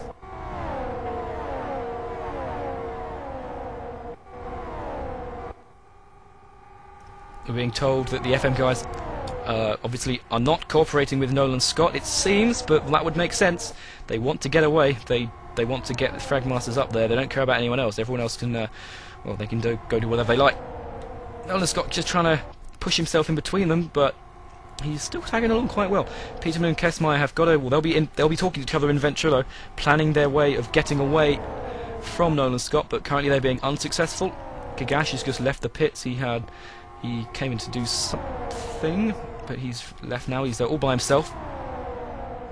I think Scott's playing now a risky game. He's leaving pretty much no room for a car to dive in.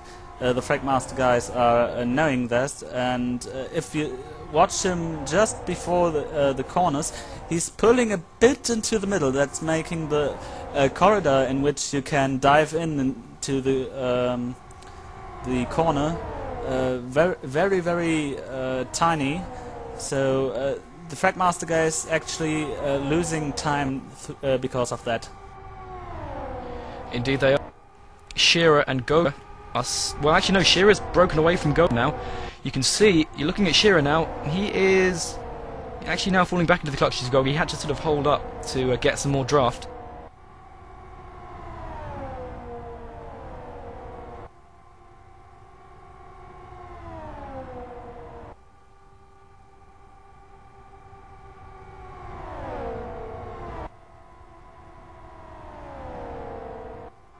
Okay, we're hearing unconfirmed reports that the two Fragmasters guys at the front did not take on new tyres in the pit stops, which is how they got into the lead. This is unconfirmed, obviously, but that's what we're hearing from the pit lane reporter.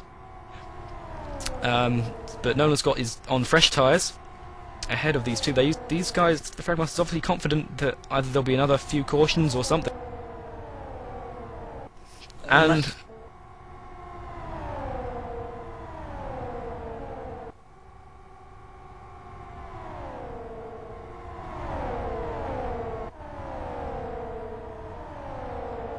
yeah, and Scott's playing the game with the Fragmaster guys. Now he's in the sandwich.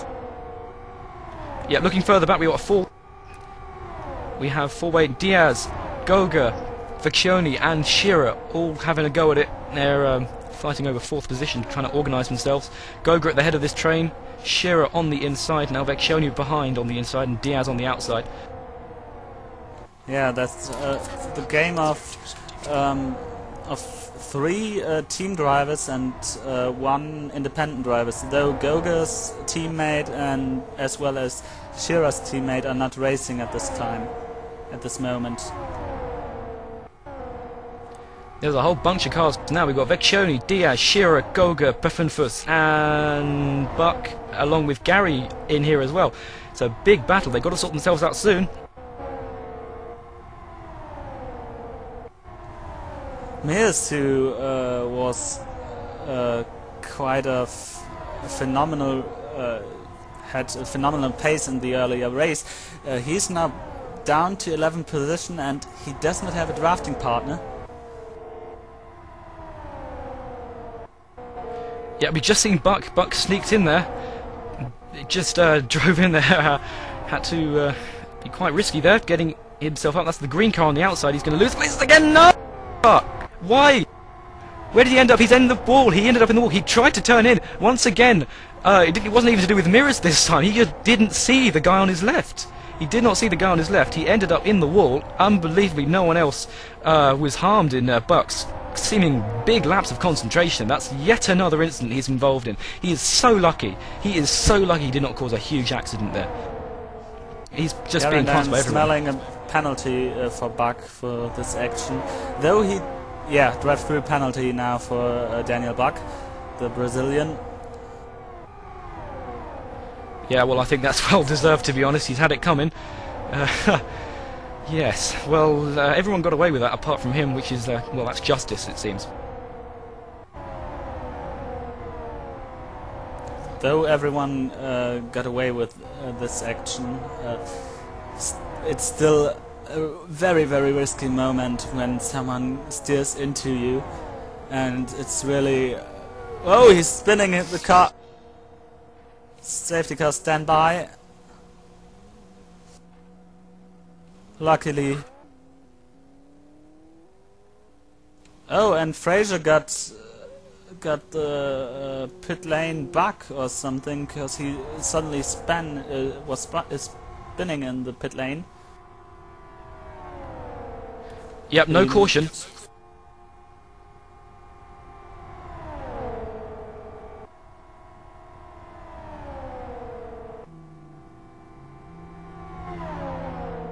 We're hearing there's been a bit of contact between the top three. Scott has actually broken away from them a little bit. Look at that, he's got a bit of a lead, but obviously these two behind him will draft up to his rear again, but Scott, for now, has got a bit of breathing space.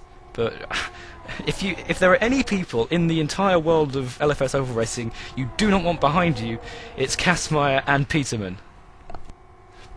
Yeah, that's as you said earlier. These two are the oval legends. These two are really setting the pace in the oval.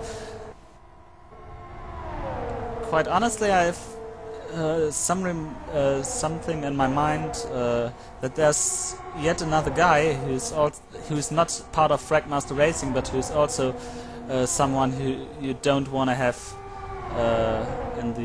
in your mirror. Yeah, Plastic Man, I was told his name is.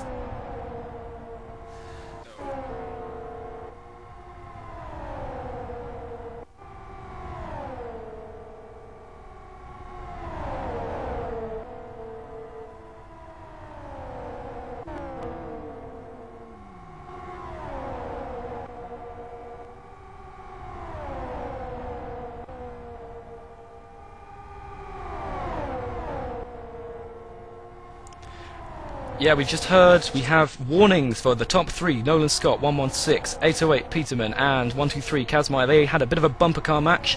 Apparently, Nolan Scott got a bit sideways. They all made contact. They're getting a bit frustrated with each other.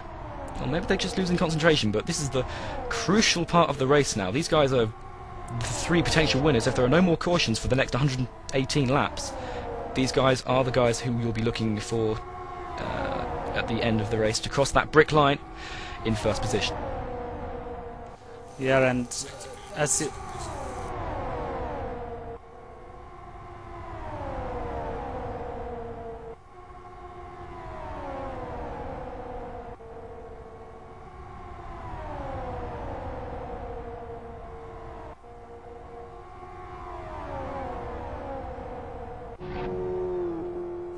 Kazmaier, it's going backwards. Yep, Kazmaier is ended up backwards in the wall. Well, that's a culmination of all the contact they've been having, I'm guessing. We'll have a... Wow! Yeah, well, I think Scott and Peterman are still going, but Kazmaier in the wall. We will have a look at the replay as soon as possible. That is a safety car situation.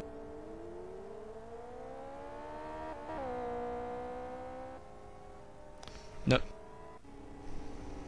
Nolan Scott also with damage as well. We're just going to take a look at the replay now. It'll take a while for us to load it, but we will get there.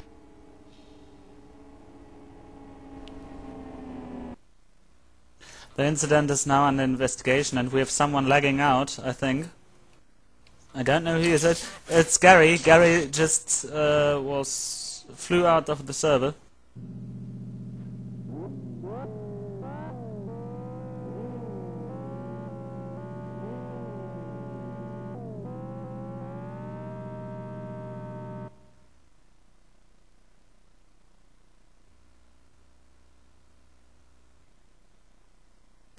Yeah.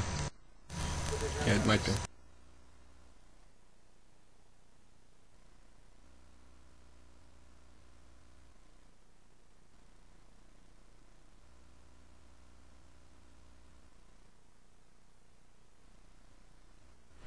Okay, we're getting this replay coming up soon, and from what I hear, it's going to be a bit of an interesting one to look at. Some questionable driving we're hearing about here, but we will wait until the replay is loaded.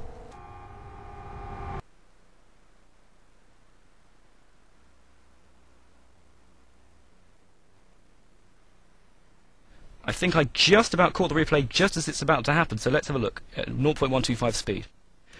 Kazmaier on the inside, Scott on the outside. No, it's the next lap. It's the next lap. It's going to.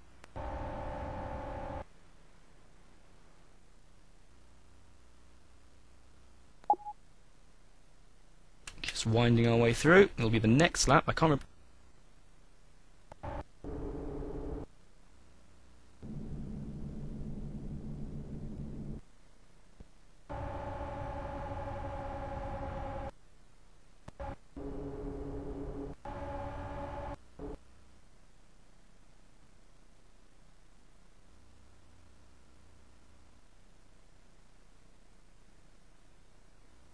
Diaz and Scott have gone into the pit lane, we're hearing, to get together. I think this could be the move of the race, because when they two are back together, and Casimir is also in the pit lane, when they two are back together, it really could work out for them, because they two know how to draft with each other. They are have done some training in it, and they've already shown it in this race that they two can draft together.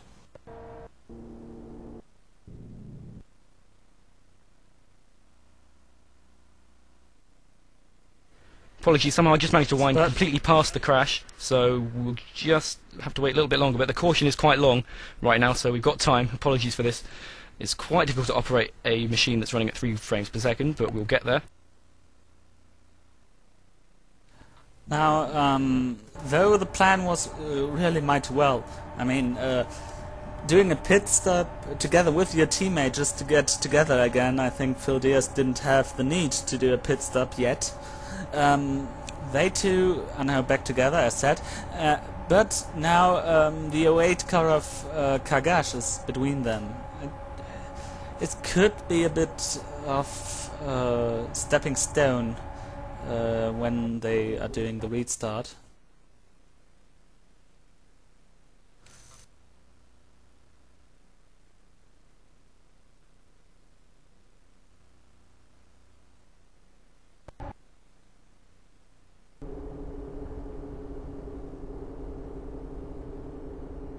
Okay, here we are. We're about to watch the incident. Finally, we're just coming through. We'll just go at normal speed with you.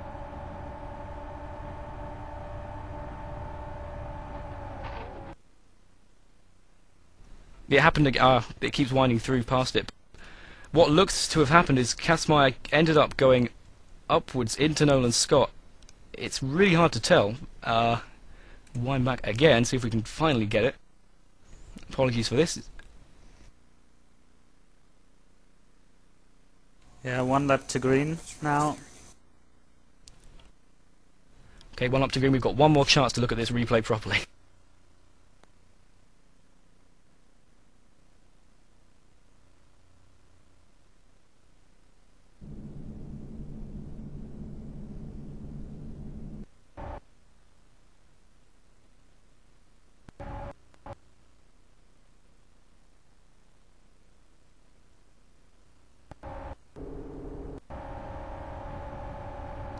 Okay, here we go. We're going to watch at 1 times speed. You can see there, Nolan Scott's on the inside, Kesmeyer on the middle, and they're going to draft back past again in 1 moment.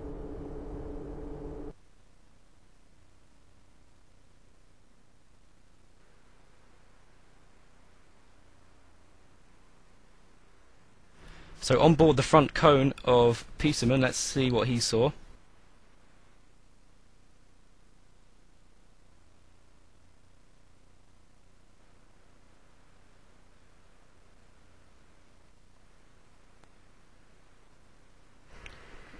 He just...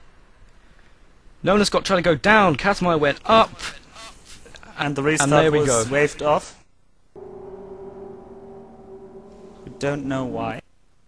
At least I don't know why. So, yeah, we caught the incident. Apologies for the replay trouble. This is the first time we've ever tried to use replays in a live race. It's got teething problems, of course, but, well, at least you saw what happened. Kasmeyer went up, Nolan Scott went down, they converged, and Kasmeyer came off worse. There'll be investigations after that.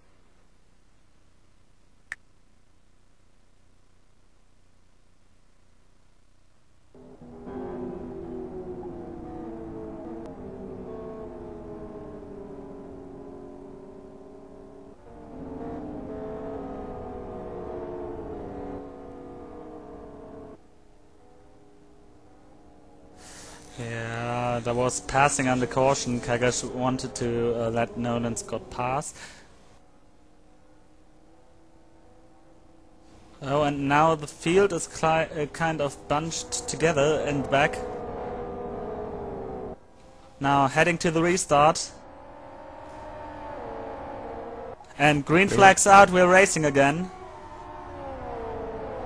Yeah, looks like Peterman got the jump, but we're going to have Admontage, who's in third position. Well, he's not in third, but he's a lap down. He's going to help Shearer along as they go past. It's all, they just got to wait a while for them to sort each other out. There's lapped cars all over the place in this mess. I think that the top 5 are together, apart from Admontage, who's in their a lap down. Then a whole bunch of other cars are behind, who are lapped down. And then you get Kazmaier by himself in the middle of lapped cars. We're looking at the top 3, and Shearer and Peterman are in the battle with Admontage being the third driver in their 3-way drafting chain. So Shearer's had an up and down race. He was having tyre problems earlier, but he's managed to recover well. Peterman managed to get away with the incident that occurred pretty much in front of his nose, just to cause this caution.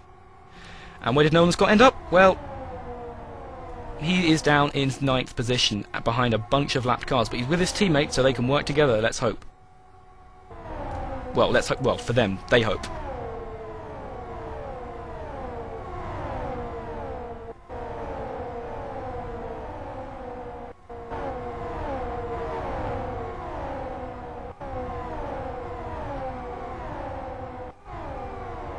We're hearing that Kazmaier got a brilliant start on the restart. Ooh, yeah, Yeehaw for Fraser! Just got up and he made contact with his own teammate there in the wall, but he's kept it going, unbelievably. It's really confusing now. Kazmaier was trying to bump draft, or not bump draft, but draft with him, and he ended up in the wall. Yeah, and Peterman just got a lag. I had a hard stand still. Of course, I thought he would lag out here. Thank God he didn't. Yeah, he's getting away somewhat. Now we've got Daniel Buck in here. He's actually now a lap down. He is in the battle with Kazmaier, and that is with Myers as well. That's the green car. Now I don't think these guys will want to really be with Buck, considering his previous performance in this race. I think they want to get away as quick as possible. Oh, whoa! Look at that! Buck is now playing with the cars as if they were soccer balls. He kicks them around. What the Buck? Well said, Michael, well said.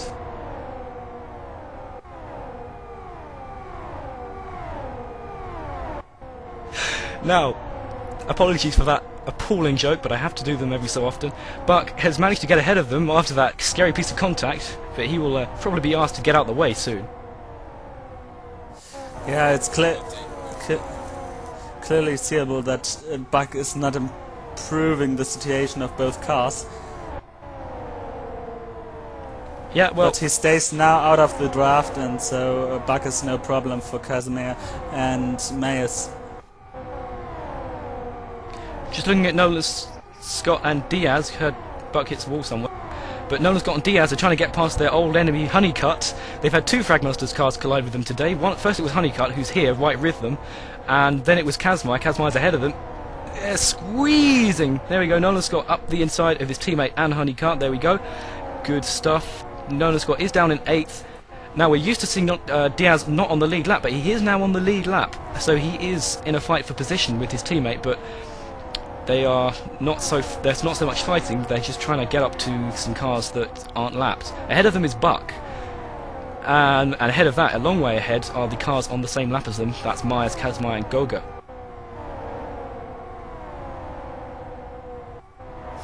Up in the lead, Peterman is. Yep. He's pulling away a bit with the help of Orietta Matai. Honeycutt fell away. We're hearing that Honeycutt has now fallen away from the 2 core racing cars, let them through. Or but at least. Now they are in the battle with Buck. Yeah, I think Buck may have had a bit of a heart attack, possibly, with his interesting driving, and might not try and stay with these guys, but you never know. He tries to stay with them. Oh, and Diaz He's got heavy understeering in turn 1.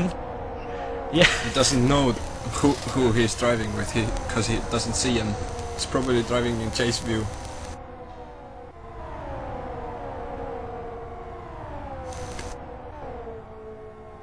Okay, Fraser just got cleared his penalty because race administration decided that it was given by LFS. because of speeding in the pit lane. This was caused by an accident earlier, so, which sent him spinning into the pit lane. Yeah. Golga right now, he is, well, in the Tiger Stripe car, he's battling with Pappenfuss. In the middle of those three is Sutton with the head mouse, or the head controlled.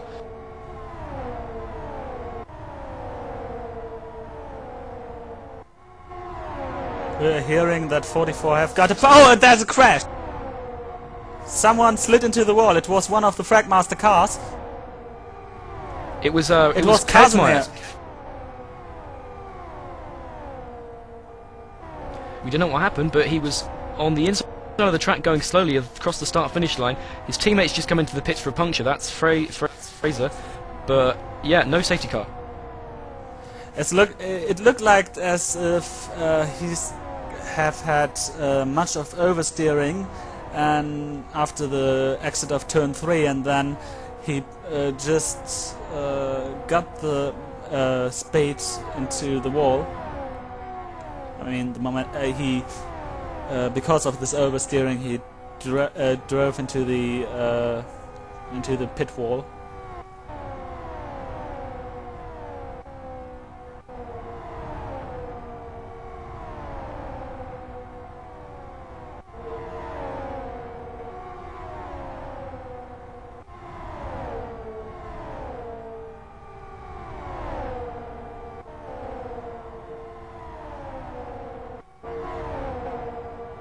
We've got an interesting information by our database. They say that the tires are really worn out, and that this caused the puncture for car 44. And if this is true, we might see a collective pit stop of Fragmaster cars not far away. Yeah, it looks like quite a few of the Fragmaster cars did not change tyres in their pit stop. Peterman is one of them, running a bit wide. Peterman's front left tyre is now gone. Oh, yeah, it has. Peterman, how is he going to... It's going to be he's still, he is still racing with Armitage. Armitage is a lap down. He's going to have understeer. He's got the left front tyre, it's down. You can't race at 170 miles an hour with a puncture. Does he realise? I don't know. Surely it would feel different after you've done 8,000. No, there's a collision between them. He has understood. He must know now. He must. He's got to pull across. He's got to pull across. Pit. Oh, he's just made it in. Wow. He got really lucky there. I think he only just realised. Ahead of them, Blasco having a massive smoke on Blasco's car. And also, Casimir is spinning. He's got tyre problems as well. To be serious, he's pulling off, he's retiring. Yep. In the meantime, Vecchione's got the lead. We saw him down the midfield earlier in the race, but yeah, that is a significant. Peterman's is making his pit stop now. He's going to be a lap down. That is ruined his chances of a victory in this race. Vecchione, as we were talking about just now, 27 car, the black one on the inside. He's now the leader of the race. We haven't seen him up near the front for a while, but with 97 laps to go, he is there. Shearer right behind him.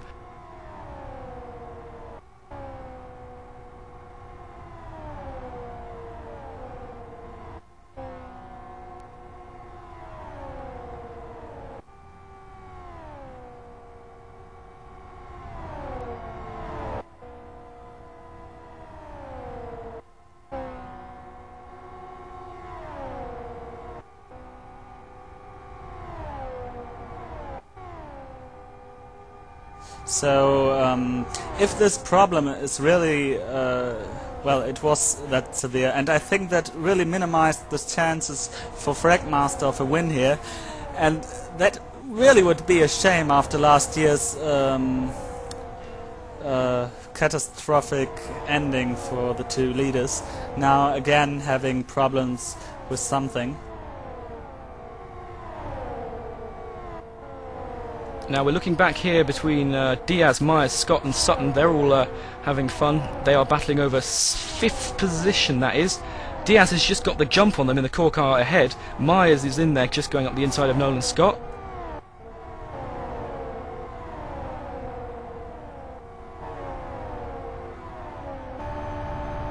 On board now with Nolan Scott.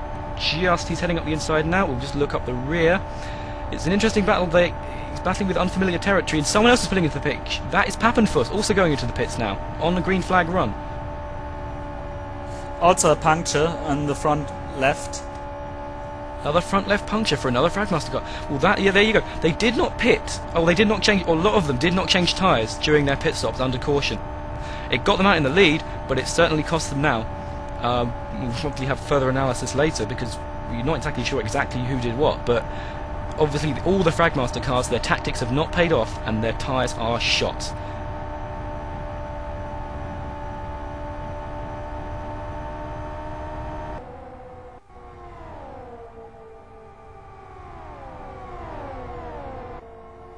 And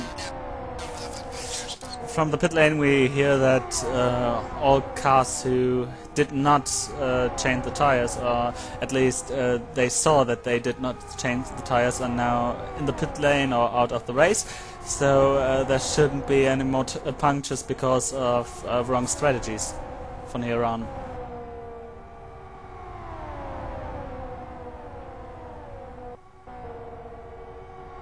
Now we only have a few cars on the lead lap. We only have 6 cars on the lead lap. The rest of them are a lap or more down.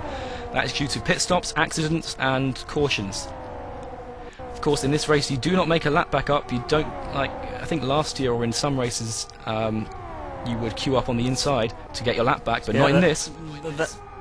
That's in the 250 that you queue up on the inside when you're 1 or more laps down, because that is the NASCAR style races.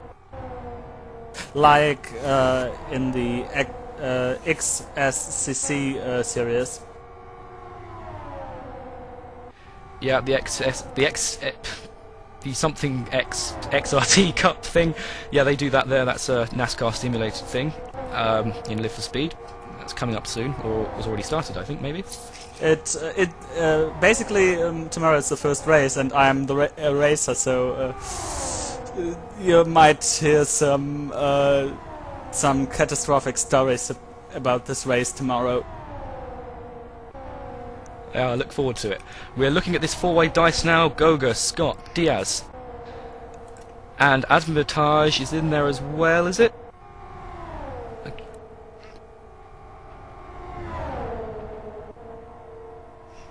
Yeah, Advantage and Diaz have had a collision. We have seen Advantage ended up in the wall, but he's still going. A bit of damage, but he's still going.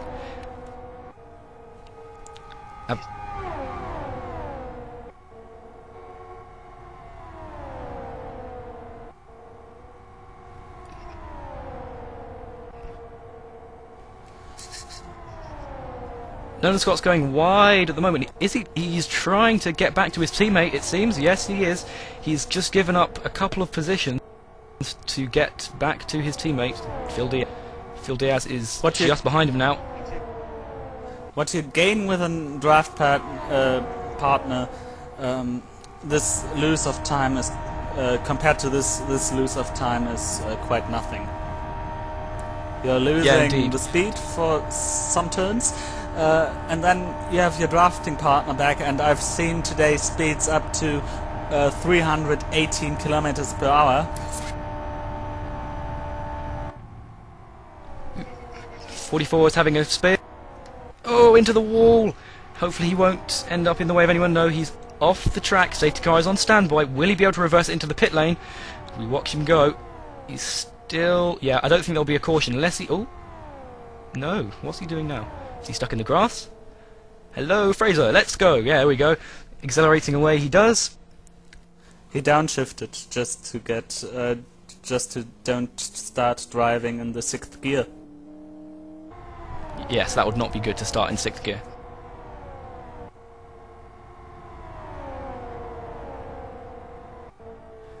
And this seems like this is the end for Fraser's race. He's pulling into pit lane, quite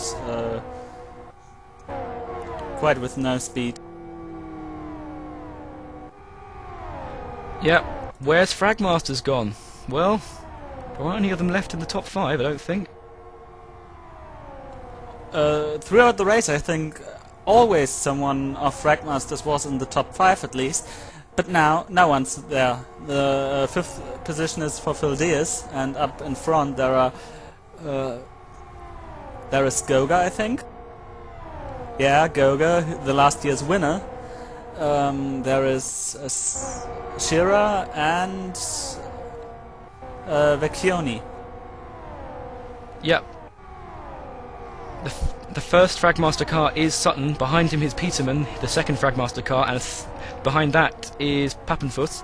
That's the third Fragmaster car, so that's unbelievable. What a change of fortunes. The guys who were locking out the top 4 all the way through the beginning of the race are now down, way down. They're not even on the lead lap anymore. That is like, I don't know, David versus Goliath, and Goliath got, well, he fell over a little bit. That's what's happened to Fragmasters, I'm afraid.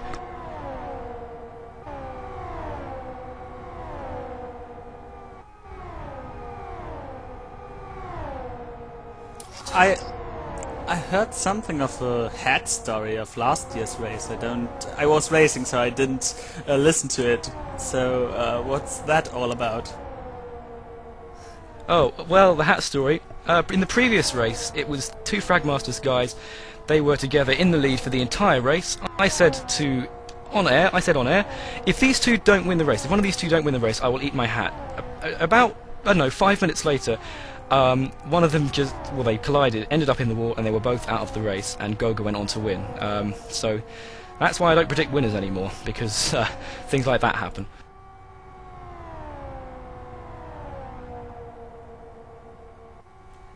And a few months later, I did end up eating a hat on camera. It got uploaded to YouTube for a while, but it's no longer there, so you'll never get to see it. But it was a real spectacle, nearly as good as this race.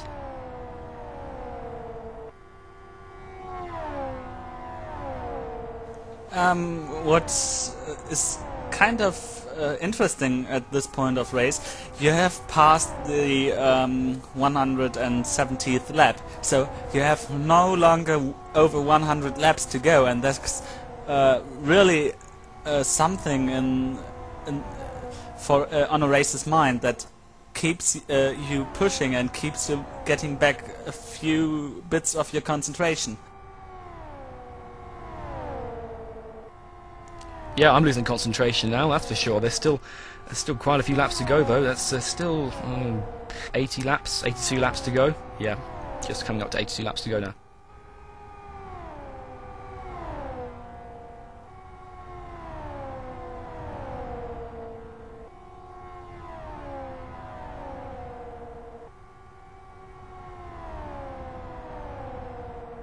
So the lead pack of Vecchioni and Shira is far away from the second group of Goga and Advimatai.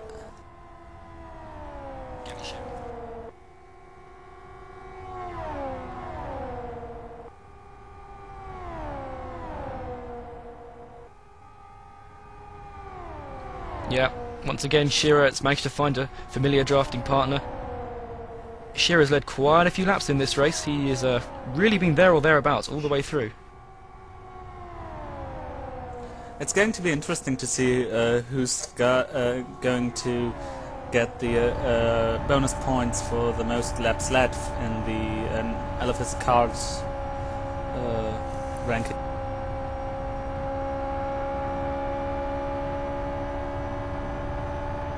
We're just having a think. Is he the youngest competitor in the race? I'd say he was. He's 15 years old and unconfirmed, but I think he is the youngest driver in this race. Not that age really plays any part apart from a little bit of maturity, but he seems to be showing it here.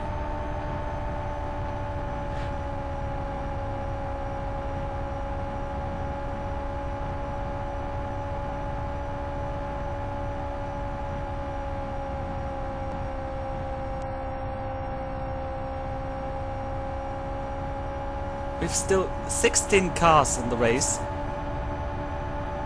That's about the amount of cars we've had in last year's starting lineup. okay, we've got 3 more cars last year, but anyways, it's great to see those many guys survive this race. In Elephant's kart race, there were also 19 races in the grid. There, the grid was reduced to, I think, 6 cars or so.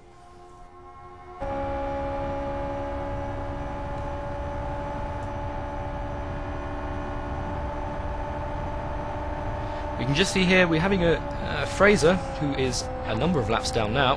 Whoa, having a massive moment, having a really big... Oh, And he's spinning. lost it completely. Upside down, that's And it. safety he's cars out. deployed.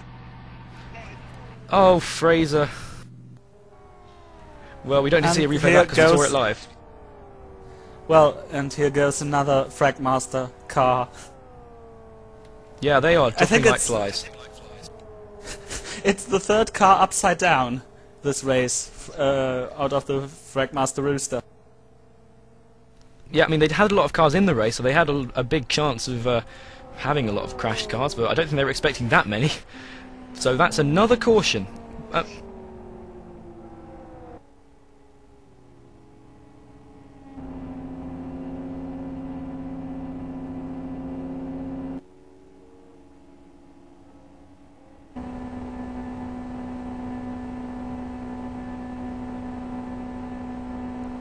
Having a look around now, who's come back into play then? We've got Shearer, Vicioni there, Avmatage is a lap down, he's the 3rd car in the train, Goga's back in 4th, in 5th is Diaz, and in 6th is former leader Nolan Scott. So all the cars on the lead lap, other than Myers in the 888 car, are directly behind the safety car, pretty much. So yeah, we're going to have a very close race to the finish. Hopefully we can get a nice long green flag run. We've still got 86 laps to go, 85 coming up. What's interesting is that 10 Fragmaster cars started this race, and 3 are still in the race. I can't count, sorry, it's 75 laps. And yeah, the 3 Fragmaster cars remaining, yeah, that's... and are they even on the lead lap? It doesn't look like it, no. It's Sutton is the first of those cars, and he is 7th, and is not on the lead lap. He's 1 lap down. Top 6 on the lead lap.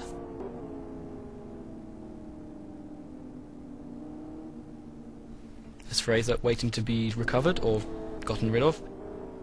No, actually the rescue car has the destination of keeping these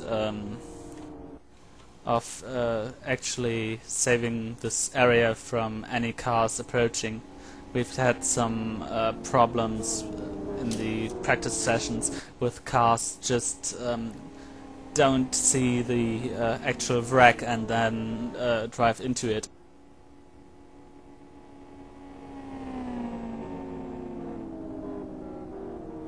Oh! Yeah, we just apparently had a bit of a fake pit stop going on there. Or Nolan Scott was it Nolan Scott heading into the pits. His teammate went in behind him and then sped in the pit lane as he went in. That was confusing, but yeah, Diaz is pitting. I guess he'll be made to start at the back of the line. Yes, he will be made to start at the back of the line. So that drive-through is not a big problem for him.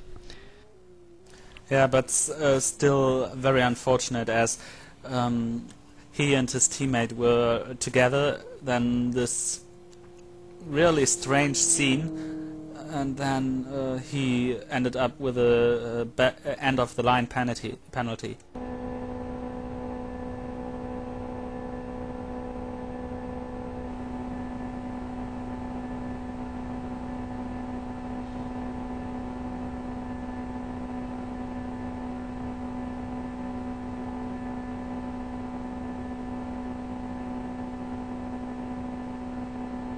The incident between Kazmaier and Nolan Scott, 123 and 116, will be investigated after the race. That's the one...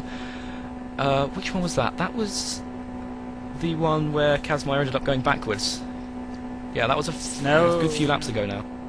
Yeah, that was the one where the 3 cars of Kazmaier, can't remember, Peterman and Scott were together, and Scott and the FM guys didn't work together well.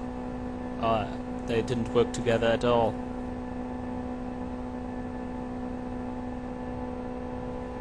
Car 9 and 302, so that's Honeycutt and Diaz have been awarded a warning for those two. That was the incident where Honeycutt came up on Diaz across the start-finish line. That was probably over 100 laps ago now, possibly. I can't quite remember. But anyway, that was when the two leaders, Nolan Scott and Diaz, were coming round to get past the lapped car of Honeycutt, the FM driver. Honeycutt got unbelievably lucky, went backwards down the straight, ended up in the middle of the track, but didn't get hit. So yeah, that's a warning, so they've got to be careful. Diaz and Honeycutt have got to be careful.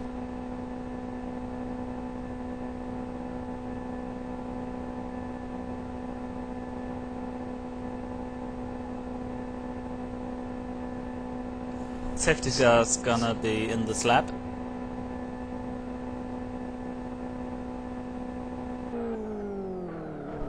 Yep, pulls off now.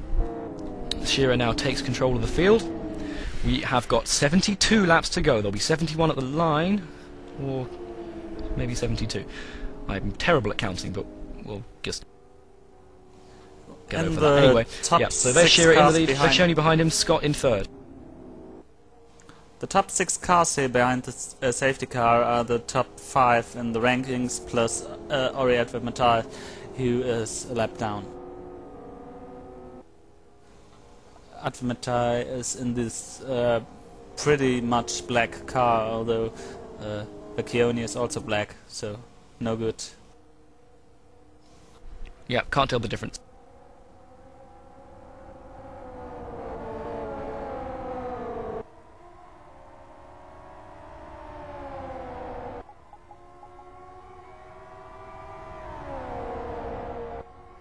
We're green, we're going green. And Vecchioni has taken the lead from Shearer, and Avamatage is in there. He's a lap down. He's the one on the inside. The two leaders are the ones on the outside, and now they're the two behind, but you probably see who they are now. Behind them, we've got Goga and Nolan Scott. They're drafting up to the rear of these guys as the front three try and sort themselves out. Avamatage is staying with the leaders, a lap down, but is helping out.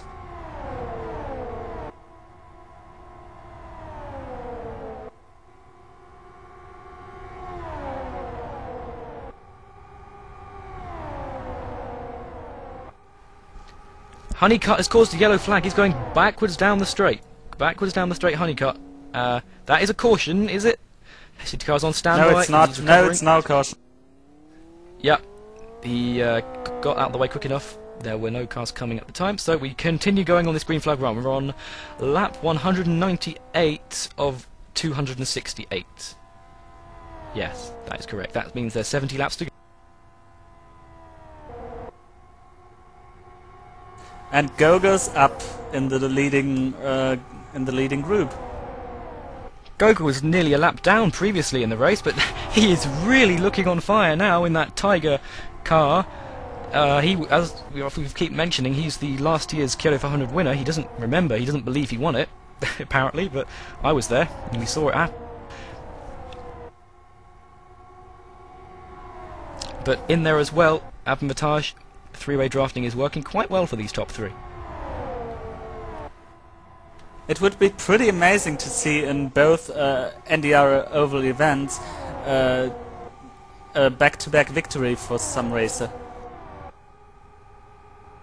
Yeah, that's highly unusual, especially considering where Goga started and how he's performing during the race. But he's really come back and is putting in a good performance. Vecchioni is now the leader.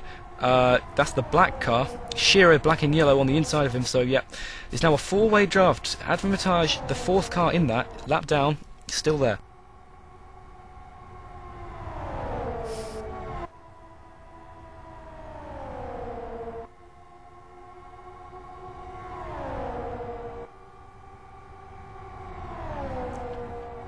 It's getting a little bit tight though. Vecchioni and Shearer. And further back we have Nolan Scott drafting with Sutton, the lead Fragmaster car, that's 7th position, and Myers is there. Oh, we have a... no, we didn't have a collision, that was a lag incident there, but I don't know if I'm getting lag or something, but we're having 3-way dice here. Nolan Scott in the core car with the blue RSR car of Myers right behind him, and Sutton there as well, the lapped car. Oh, collision! Sutton been hit.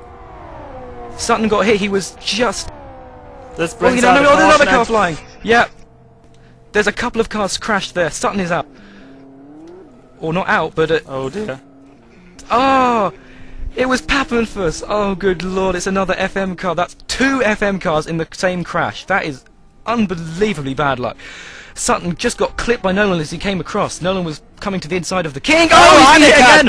Honeycutt! All 3 of them! All 3 of the Fragmasters cars involved in the same crash. I've never seen luck like this before. Fragmasters have been decimated today. I can't believe it. Unbelievable. And this is going to be a penalty for Honeycutt. We've seen this such a penalty earlier.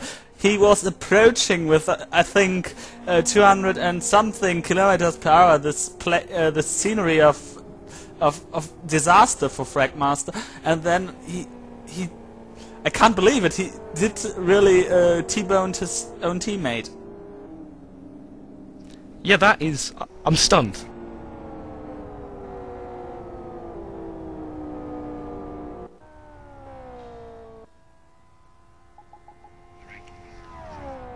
Yep.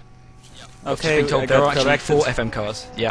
Sorry, guys. Yeah, there are 4 FM cars. We forgot about Peterman there. He was minding his own business, and we forgot to mention him. There are 4 FM cars in the race. 3 of the 4 have just been involved in a collision, and I'm pretty sure Honeycutt... was that Honeycutt who came through at full speed?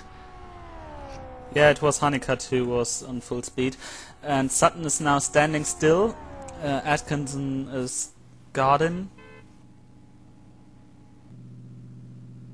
I don't know whether he wants to retire or something like that. Oh, and Fragmaster Papenfuss just spun on the pit lane apron. There he is. Yeah, his car is Trying to- destroyed. And Peterman's also in the pits. That's the other Fragmaster's car in the pits.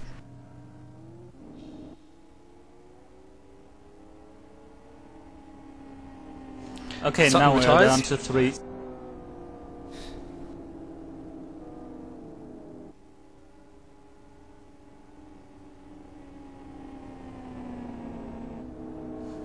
Unbelievable what we see here today.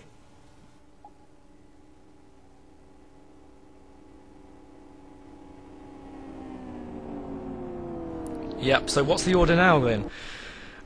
With 63 laps to go at the line, we have Goga in the lead, Shearer in second, Vecchioni in third, Nolan Scott in fourth, Myers in fifth, Diaz in sixth. That is the lead lap. That's the only guys who are left on the lead lap. Then it's Peterman, who is a lap down. Kagash is also a lap down. Honeycutt's there. Admitage, Buck, he's fallen away. Mashka, Papenfuss and Blasco is the final car running. That leaves us with 14 cars. We started with 29. We started with 30 cars. We started with 30 cars, 30. and we are down to 14. Yep.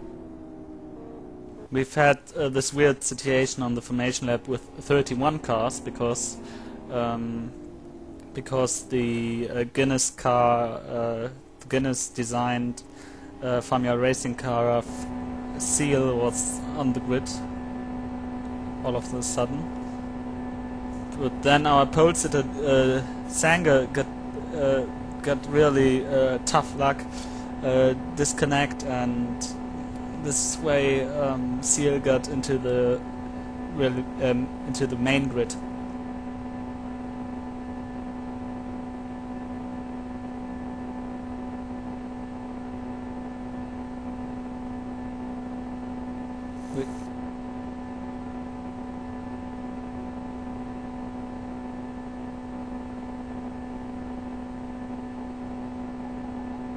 One to go, now to green again.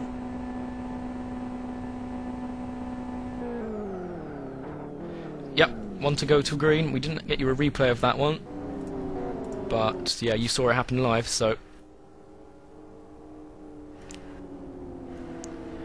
So, Goga leading, Shearer second, Vecchioni in third, Scott in fourth. Now, all of those top four, they are directly in the lead. Then behind them is Blasco, the last place car. He is splitting them and Myers, who is down in fifth. But Myers is behind Blasco, so he's got to get past him after this caution ends.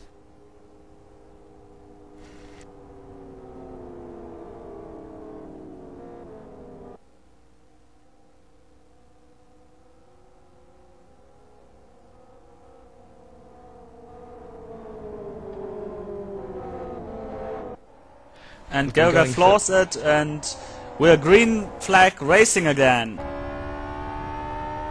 He's got a good jump, but he needs to find a partner.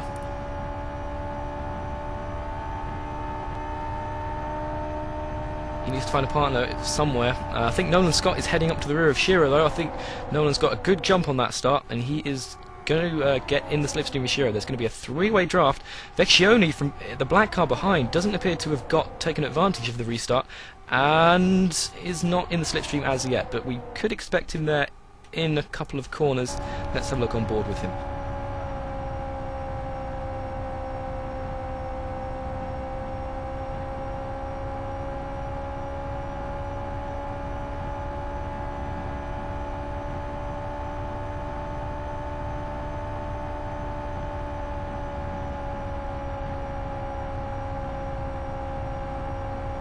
The race control the race director, Jonathan Palmer, has just come in to our commentary box. A busy day for him so far. Jonathan, are you prepared to talk to us, or are you still a bit busy? Oh yeah, I'm here. So, how have you found today's race, from a driving standards point of view? It's been much worse than I was hoping for. It's just been absolutely. I don't want to slag off all these drivers, but a lot of drivers have just been driving like complete morons so far. It's like those first 40 laps shouldn't have had that many cautions. That was just a lot of bad, impatient driving from a lot of drivers.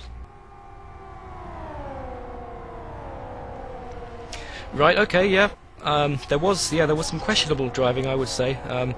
Although I think it's a minority of drivers. I think it's just a few drivers doing the same thing. I think there are quite a few drivers in the field who have driven nearly perfect races. So yeah, we won't take that away from them, that's for sure, because they've done a brilliant job. But yeah, a few of them have been in incidents that shouldn't have happened. Well, and a lot of the drivers who are up at the front are the ones that have been running a clean race, and that's what you got to do. It's not even time to really start racing for you. You got to run the first 250 laps. Just run them. Be patient, take your time, and just keep on the lead lap. Then, with about 20 to go, is when you can really start to go for it. But a lot of people were going for it for the win, like it was the last lap on the 6th lap.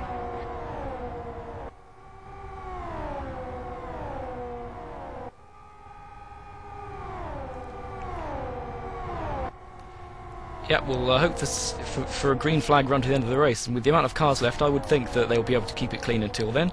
We have got 57 laps to go. The leader are Nolan Scott and Goga. They've made a break. While we were talking to Jonathan Palmer, the race director, they've made a break away from the rest of the field. Shearer is in 4th position currently. He is drafting versus Vecchioni. He has not been able to take good advantage of the restart.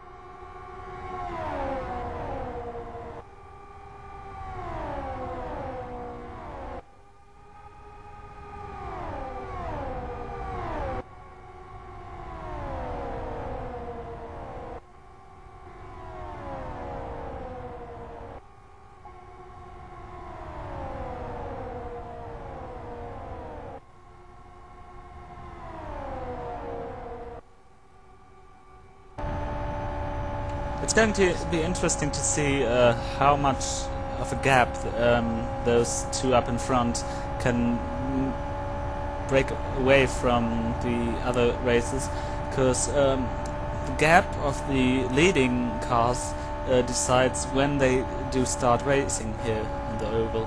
It's still many laps to go, so it's going to be interesting to see, to watch.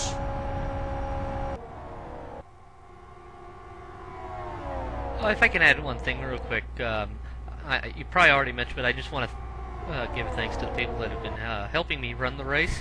Michael Booth, Jack Atkinson, Joe Kivaney, Timo Hinion, Chris Ford, and all the others up here in the up in the control tower. But yeah, it has been a lot better than what it could have been. But yeah, so far it has been following the standard pattern that these events follow. Yeah, I'd reiterate that thanks you just gave to all the people who've been helping. They have been doing a great job up there, analysing the incidents, deciding on penalties in such a short space of time in a high-pressure situation. They've done a really good job in doing that. Yeah, we're all in our own channel and we discuss all these incidents. One of us, Michael Booth, uploads some NPR edited replays, and everyone grabs those, and we try and take a look at them. What I usually do is I get the descriptions from everyone, and I make sure they basically give me a complete play-by-play, basically, so I can completely picture in my head what happens. And if that doesn't work so well, or I'm still unsure, that's when I'll just temporarily leave the server or try to run a second LFS. I was having problems running a second LFS though today, so that's why I had to actually leave the server.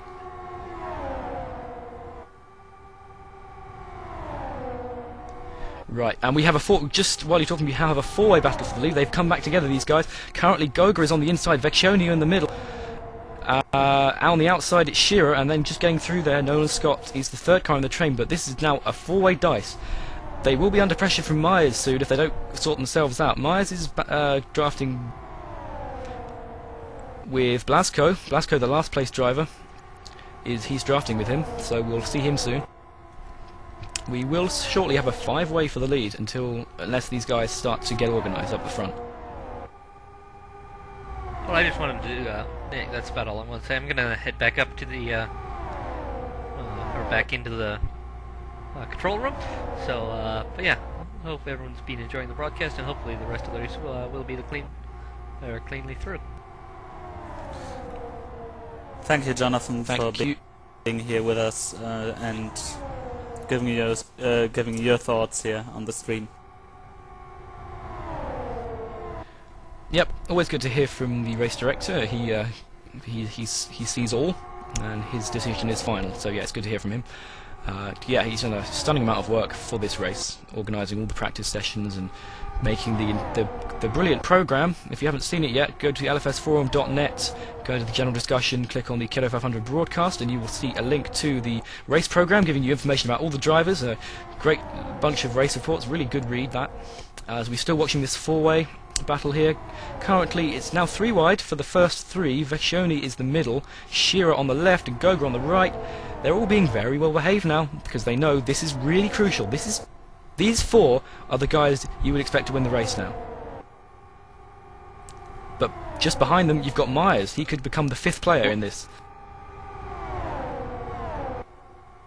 Yeah, a four-car draft does not always work the way you think it would work. I mean, a three-car draft is quite good if you're trained to do something like that, as we've seen earlier in this race from the Fragmaster guys.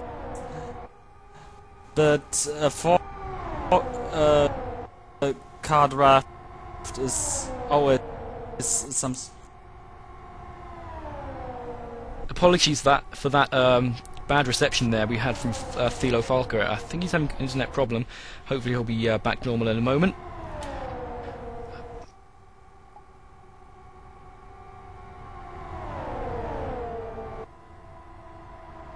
Yeah, he's in the middle of a thunderstorm, we're hearing. I'm back. Our commentator. Back. He's back.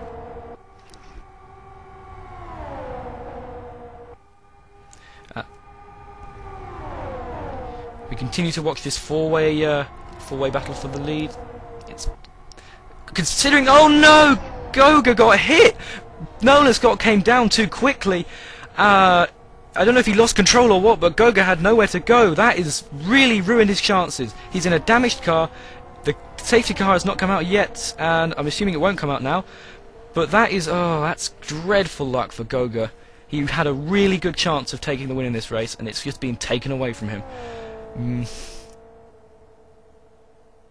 Up at the front, it's still Vecchione and Shearer. Nolan Scott lost a lot of time due to that. He's back here with he's back in 4th with Buck. Daniel Buck, the ever controversial racer in this race, still going. I don't know how, but he's now with Nolan Scott. Actually, this brought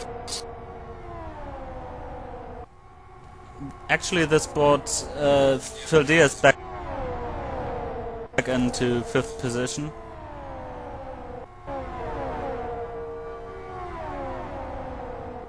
Now we have Phil Diaz now catching up to the rear of his teammates.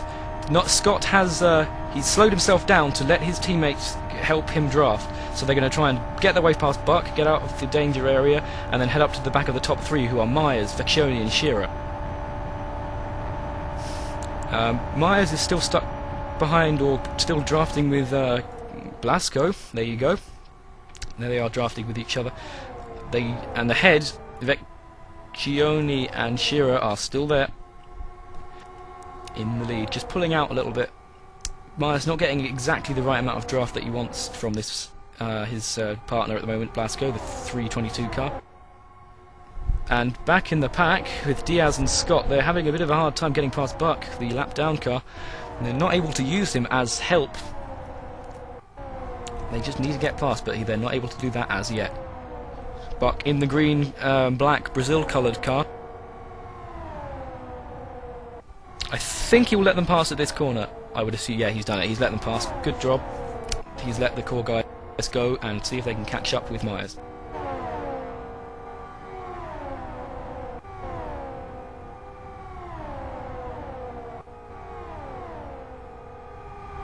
Goga has returned to the pits for the second time in a space of about 3 laps. I'm not sure what's happened to him this time.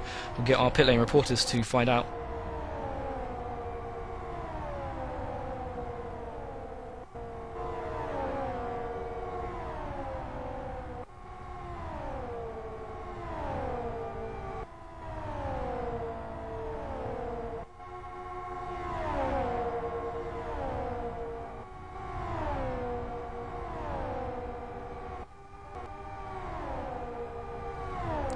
Goga's now heading back out the pit lane. You'll just see him on the inside of the track. There he is. But the top 2 are really breaking away now. Shearer and Vecchione, they've got it. They've got this one in their grasp. There's just over 40 laps to go as Vecchione gets a bit of a slide on, but he's still right behind him. It's looking good for these two. I think now the better team play is going to show us who's getting the win here tonight.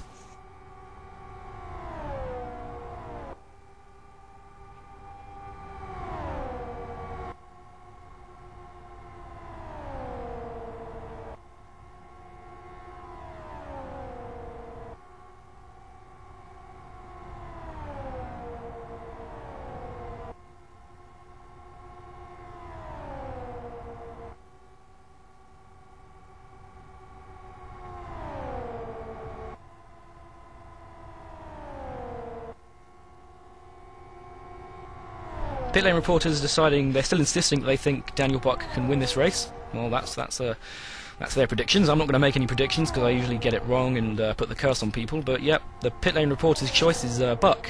He's all the way down in 11th position, and it's a couple of laps down as well. But well, that's their decision. They're pit lane reporters. They that's what they think.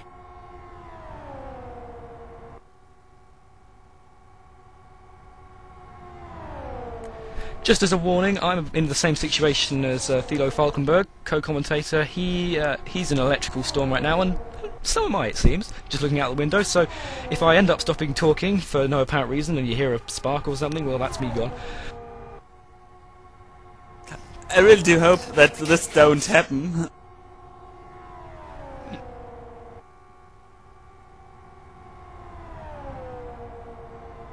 We still have our 2 pit lane reporters plus control tower ready to commentate if either of us time out. So you'll still have voices to the end of the race, no matter who it is. We've still got 40 laps to go. This is the point. Oh my god! This is the point of the race where they're not going to start racing properly right until the end. So they're going to try and get as big as an advantage as possible and then start racing. They're cooperating right now, but not for too much longer. From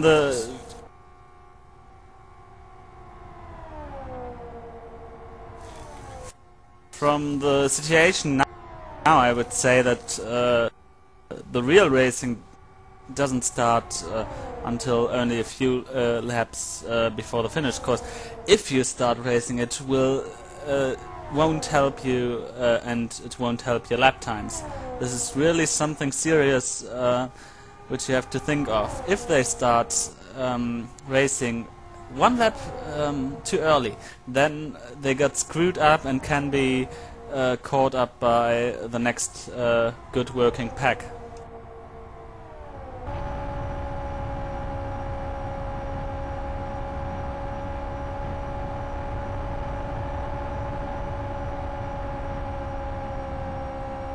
No, Myers.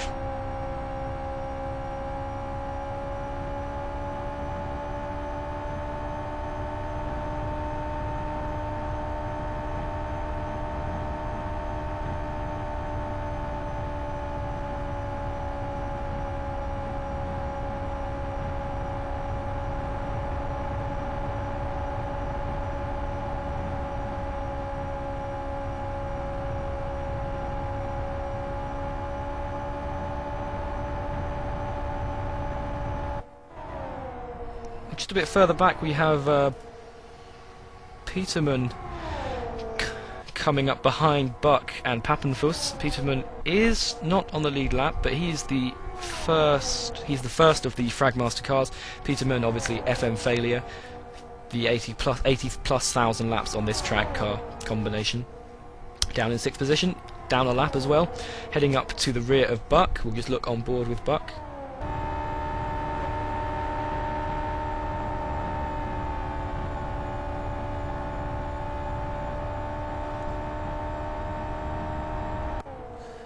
And through at Peterman. Buck is now really thinking about his moves, I think, because he really left the door wide open to let those two pass.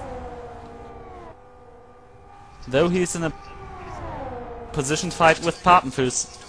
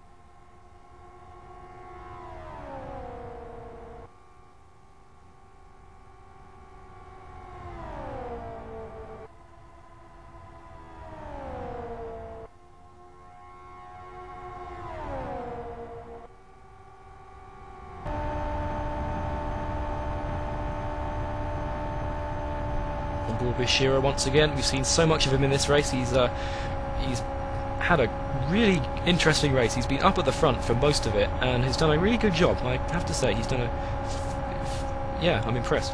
But obviously he's very experienced on the oval. But this is he didn't race last year, but he's had a lot of practice in the last few months, and he's really proving himself.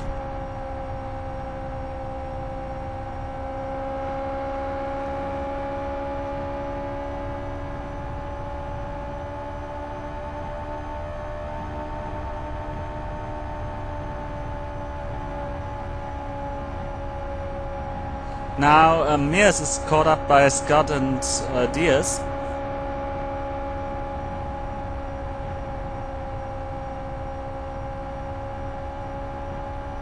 Yeah, he has indeed. Yeah, let's look at that. Here's Myers back in the pack, going 3 wide now, or behind him is going 3 wide. Blasco and Scott and Diaz going 3 wide.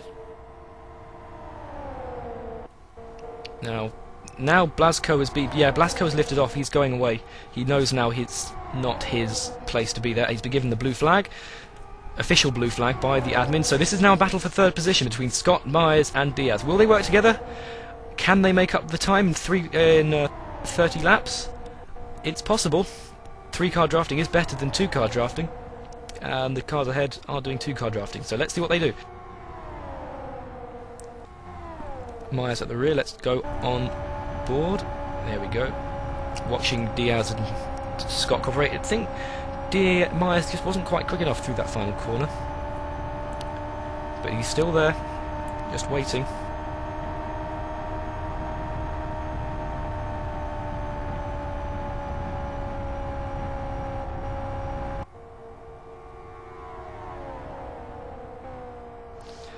So you're watching the NDR 2009 Kyoto 500. Me, Michael Passingham, and Thilo Falkenberg taking you through the final 29 laps. Currently it's Vecchioni and Shearer, the 2 leaders, but being caught by Nolan Scott, Phil Diaz and Myers up towards the end of this race. We're really on for an exciting finish, I do think. It's just the next 29 laps are all about tactics. They've got to decide where they're going and who they're going to help. But I think they are the 3 cars are doing the three-way drafting, so let's see how much they can catch up by. We'll get our pit lane reporters to see how much they're making up every lap.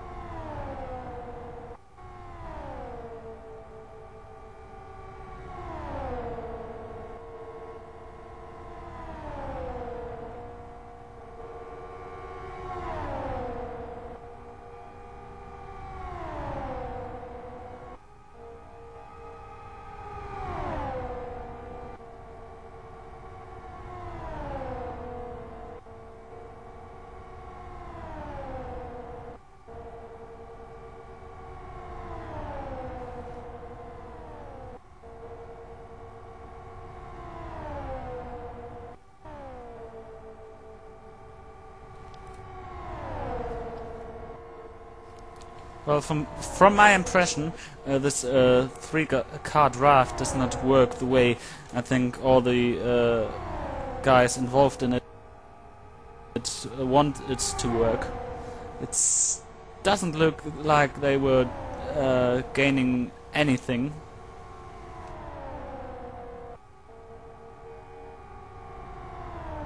Yeah, I would agree actually. They look at even if they could be falling away from the top 2.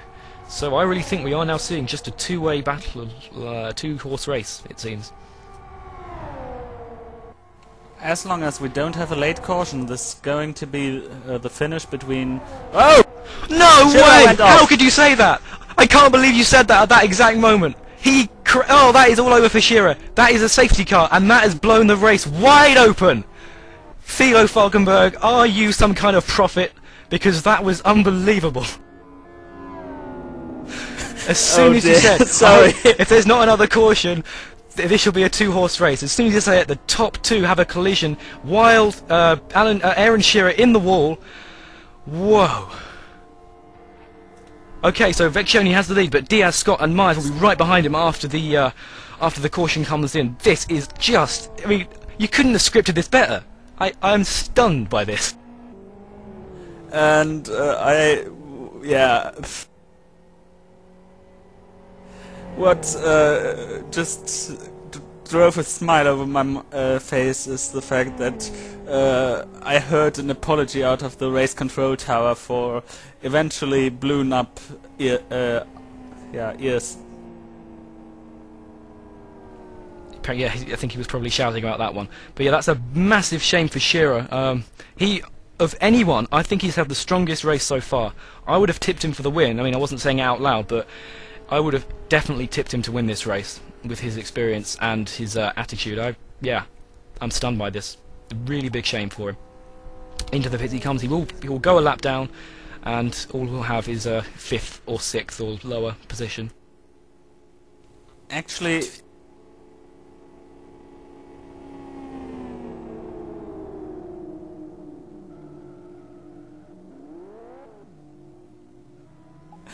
actually, what maybe helps him to get over this situation is the fact that he can still fight with the over-legend FM failure with Peterman.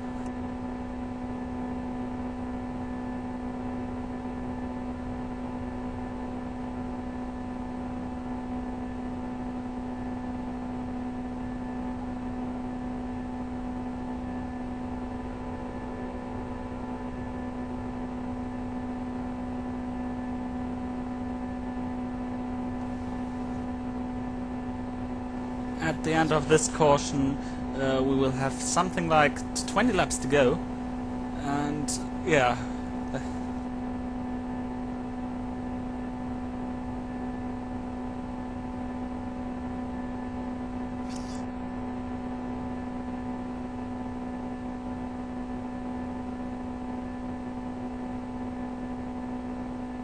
So, I really do hope that these guys stay calm after the restart, because the sentence "Let's go racing, boys" does not apply to this very race here. I mean, you've seen what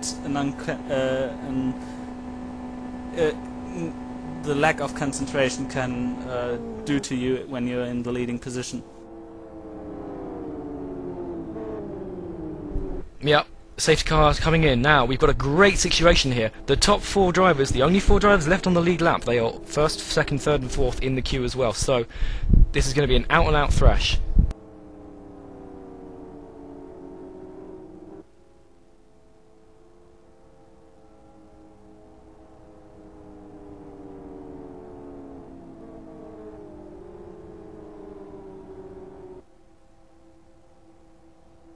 This is a race of attrition, look at it. The field is decimated. The amount of cars on the lead lap is, well, very few, only 4 cars left, but the racing today is just, I've not seen anything like it, well, since the last overall race I commentated on.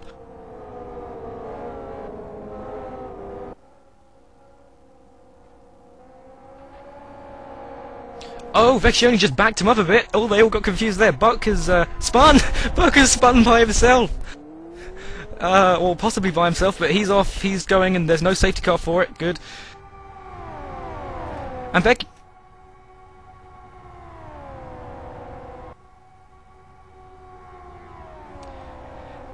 right, so Vecchione's got away, he's got a really good, he's got a good break on them, but the 3 behind him have got three-way draft to their advantage. We got Myers in the middle there, in the red, blue and white car, the RSR one. He's now going to cooperate with Nolan Scott and Phil Diaz from Core Racing to make it up to the back of Vecchione to make that a 4-way battle for the lead.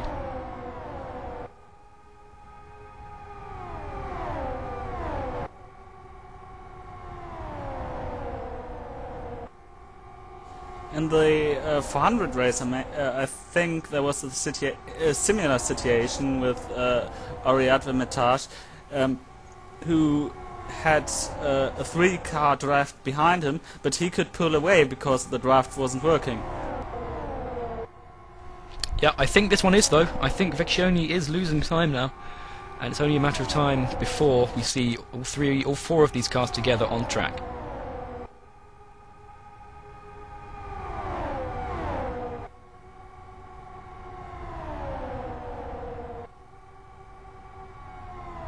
And there we go, side by side for the lead now. Nolan Scott is on the outside, and on the inside goes Diaz, right in there, right at the last second, but Myers gets there as well.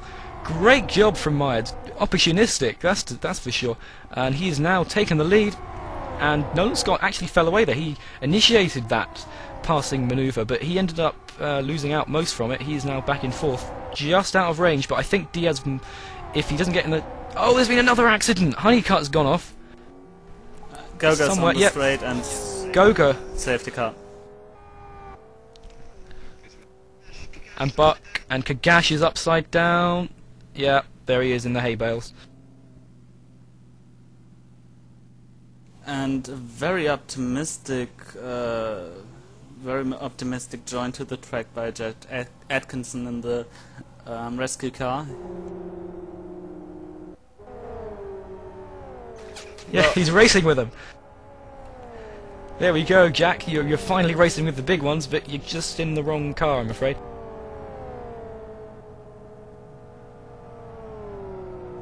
He just Okay, pulled out of his stand with full throttle, and then the car train came. I think he is a bit would have been a bit scared. I hope for him. Indeed, right. The replay is. I think the replay is now far too long for me to wind forward to actually show you the replay. So, apologies for that. But we'll see if we can get something better sorted for the next race. But it was a good way to try out replays in this race, and yeah, we'll see what we can do for next time. So we still got the top four: Myers, Diaz, Scott, and Vecchione. Vecchione now at the back. In the previous caution, he was at the front of this top four. Very unfortunate for Kagash. He still try. No, I thought he was still trying to get some wheel spinning or something to flip him again. But it seems to be that lag or something is moving him.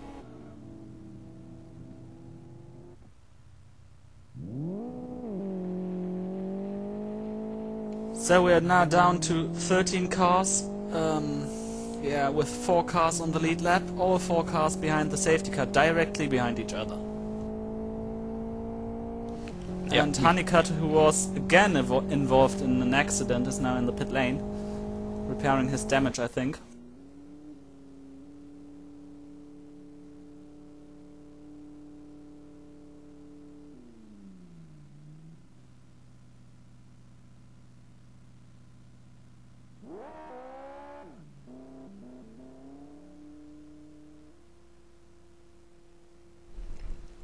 There will be. We won't be looking at it, but there was going to be a battle behind the leaders for the first of the lap down cars. That'll be for 5th position. That'll be a battle between Shearer and Peterman. They're a lap down, but they are still right. They're in the correct order. I can't believe that we have to name Peterman as the best of the rest, or one contenders for the best of the rest position.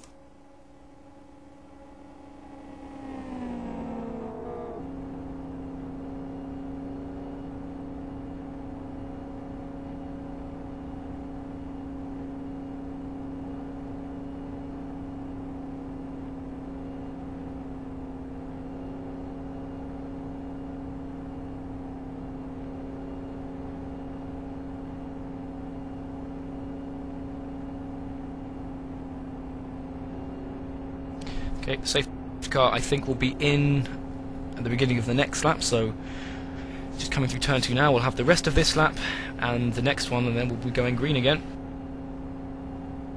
Then we are having 13 laps to go, I think. We should have 13 laps to go, yes. Hopefully no cautions in that time. If there is a caution, I think there will be some dead bodies over the track after the post-race discussion. Indeed, yes. Jonathan Palmer, race director, will not be amused. How many laps has the safety car driven today? Well, the answer is the safety car has driven 42 laps today. That, well, But he, I think he did shift P earlier in the race, so it isn't the accurate number of laps he's driven. He's leading the field. Oh right, well we'll find out later, but there was a practice session earlier, a couple of weeks back, where the safety car was out for exactly half distance, so we've certainly done better than that. Phil Diaz is now knocking on Mir's door. He wants to pass him on the restart. Indeed, yes, he did actually just give him a little nudge up the rear.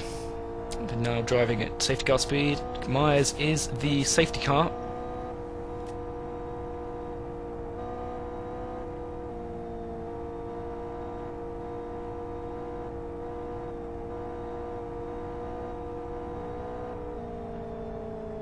Okay.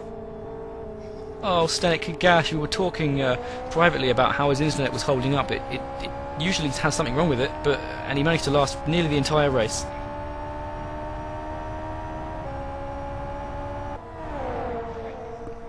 It looks like Pappenfuss and Buck have had a crash again. Yeah, I think they're okay now.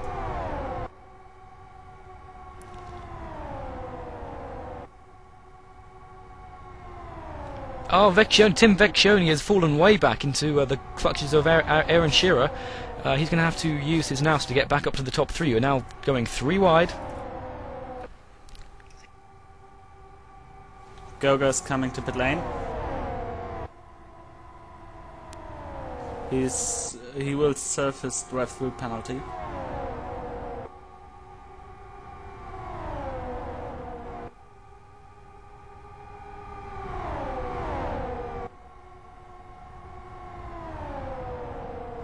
Vecchione is now nearly back up to these guys. He's drafted with Aaron Shearer. Yeah, they're cooperating, it seems. It's a good, clever move from Vecchione. On board now, he will rock up to the back of the top 3, where Shearer, I guess, will either let him go or let him draft straight past. Let's find out. Just for those who know that this race is also counting towards the LFS Car Championship, an interesting fact is that both of the cars are scoring big points, and scores not within the top 10 in the team's championship, from what the program tells me.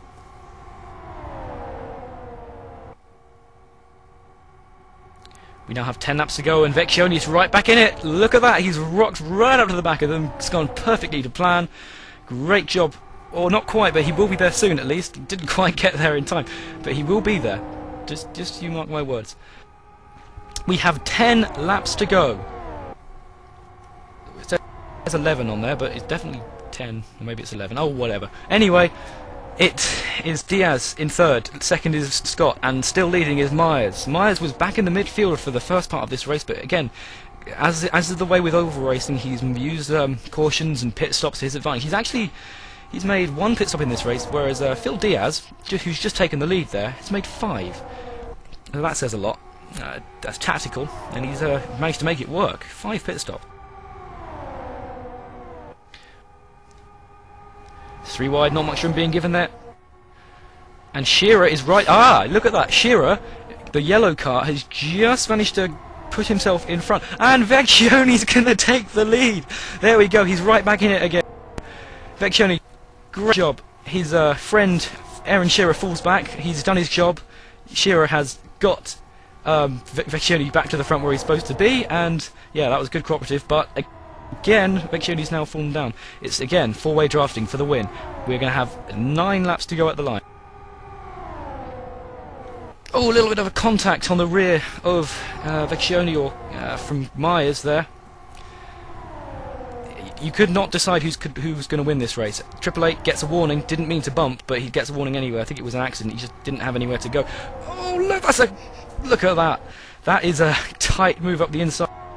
I think they've gone into racing mode because they know no one else can threaten them, because everyone else behind them is not on the lead lap. So this is a 4-way battle. This is no longer cooperation. This is battling.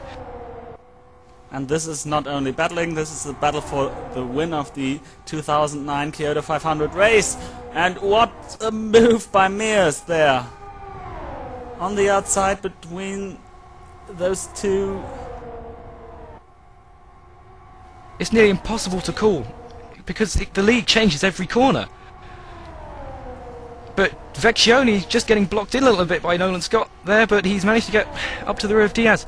I can't possibly keep talking like this. I'm nearly out of breath.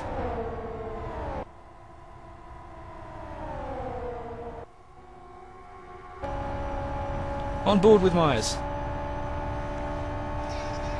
Wow! Diaz got close to Vecchione there. That was on the right hand side of your screen, as up the inside goes Vecchione again. 7 laps to go. Through turn. Now we'll go on board with Vecchione in a moment. There we go. Let's see him. He's going up the inside of Nolan Scott and Phil Diaz. He's going to go all 3 of them. Myers sees him. There we go. And Nolan Scott's going to take advantage and take the lead himself. There we go, Scott. Nolan Scott there. There or thereabouts for the whole race. Into the lead. And yeah, as I say, we can't predict who's going to win. All we can predict is that all of these guys are going to be in the top 4, and one of them will be the winner. I mean, that's stating the obvious. A little bit of contact with Myers and Vecchione there. Just a tad, nearly 4 wide. Vecchione still has the lead. Out around the outside goes Myers. There he is. if you call Shearer the best racer in this race from his overall performance, then you should also call the best team here in today's race, as they didn't made the wrong tactics and did not change these Firestone Firehawks here. Yeah. Yeah, Shearer, I definitely give him driver of the day, no doubt. And Core Racing team of the day, they've done a great cooperative job. Fragmasters had their chance and they just didn't manage to take it, unfortunately. It was bad luck and, well, and sometimes some strange driving from a couple of them, but, well, there we go. And we're still going. We're going to have 4 laps to go at the line. Diaz up the inside. Oh, it's getting a bit close. They're all sharing one lane. Vecchione is now at the back of the train.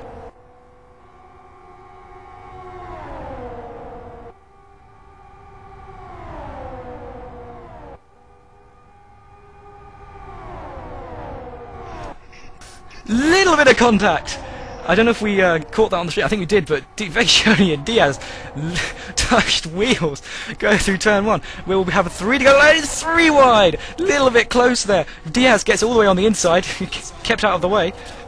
And Mears is out of the play as long as Aaron Shearer does not help him to get in front again. Yeah, Myers is out of it. I think he's going to have to settle for 4th. I don't think Shearer will help him because I think Shearer's alliance with Vecchione. I've lost the power of speech. Yeah, Myers is out of this one.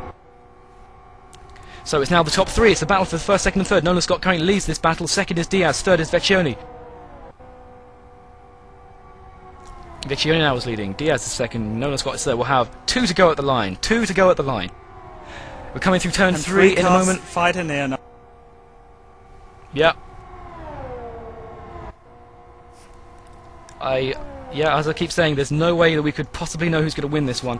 We obviously Core Racing are going to use tactics. In the Kyoto 250, it was the same situation nearly. It was Diaz at least in the lead, and he was actually allowed to win by his teammate. I believe it was Ben Kyo. Ben Kyo not in this race. But yeah, Diaz was allowed to win the 250 by his teammate. Spirited drive. But I don't think Nolan Scott will give anyone the victory here. He likes to win, as everyone does. And I think now they are going to start blocking a bit each other, because now they are going into the last lap, the final lap of the race, the final lap in this 500-mile long Kyoto race. Yeah, here we go. 1 to go. White flag, guys. Let's see this. Nolan Scott sets a new PB on his 2nd last lap. 0.03 faster than he's ever done before. That's a good way of showing off. Now they're blocking. Oh no! Vecchione's in the wall. He tried it. He's on his side. He's out of the race. Oh good lord, we got to look at the leaders. And here we now go. it's racing to the line. line. They can race the line. They've raced to the line. Here we go. Diaz right behind. He has not got it, I don't think. He's losing it slightly. Scott's on the inside. I think Nolan Scott has this. Nolan Scott pulls to the inside. It's going to be a formation finish. But Nolan Scott wins the 2009 Kyoto 500 in unbelievable fashion. Diaz has come 2nd. That's a Core Racing 1-2. Myers comes 3rd. Aaron Shearer gets up to 4th. Unbelievably. And just... don't believe Vecchione, so unlucky there. He just tried to get up the inside, wasn't able to do it. Into the wall, on his side. I'm speechless. Well done, guys. That was a race, and I now have a heart attack. Whew. Please don't die here. 3 hours, 21 minutes, 58 seconds, and 35 hundredths. And the winner of this race is Nolan Scott in the 1/16 machine of Core Racing.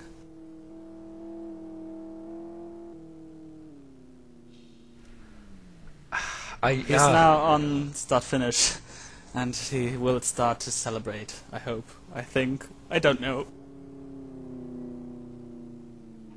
He's got to have the photo taken first. Once the photo's been taken, he can start donuting.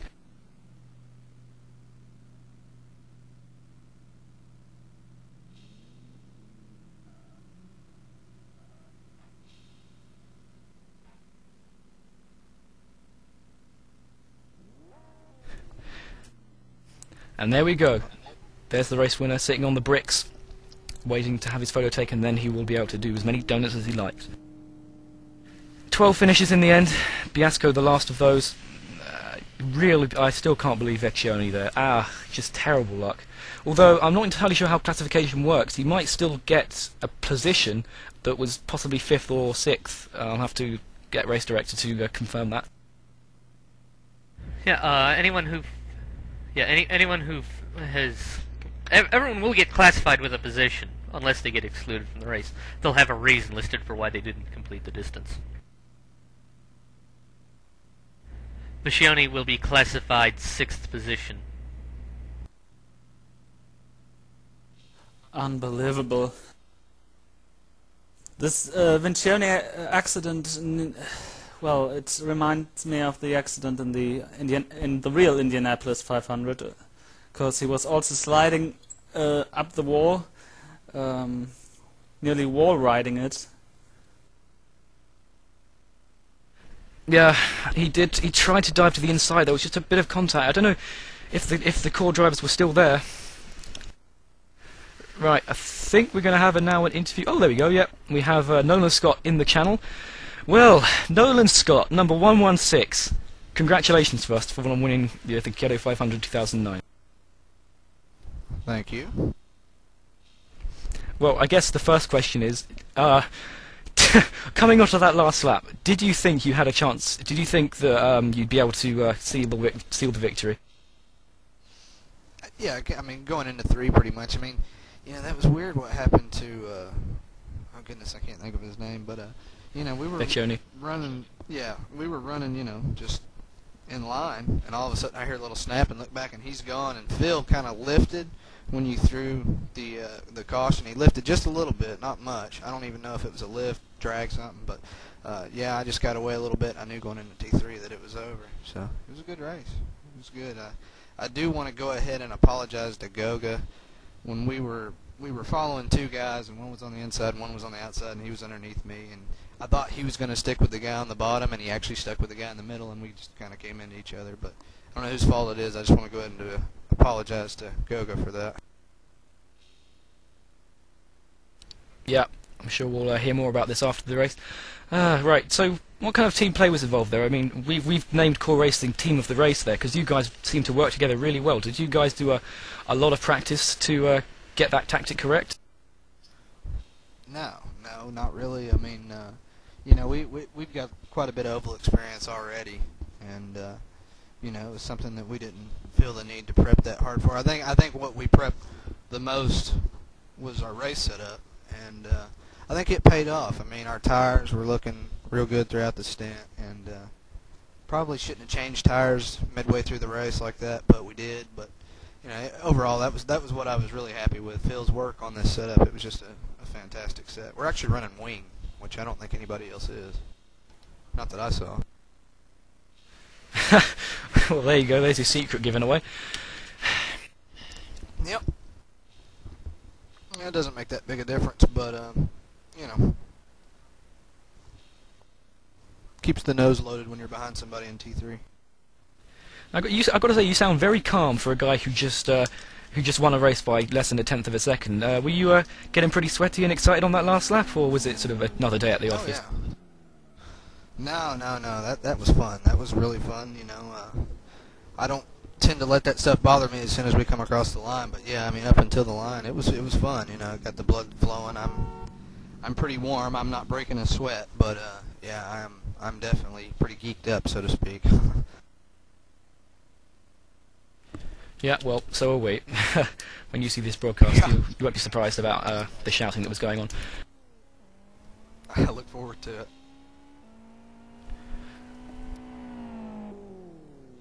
Well, that's it. That's Nolan Scott, number 116, the winner of the 2009 NDR Kyoto 500. Obviously provisional winner, pending any investigation into any incidents that took place. So, yeah, that's about it from me, from Michael Passingham. So, Okay. Anyone else you'd like to interview, Pat? So I can bring anyone. I would like to talk to Shearer if he's around, that's for sure.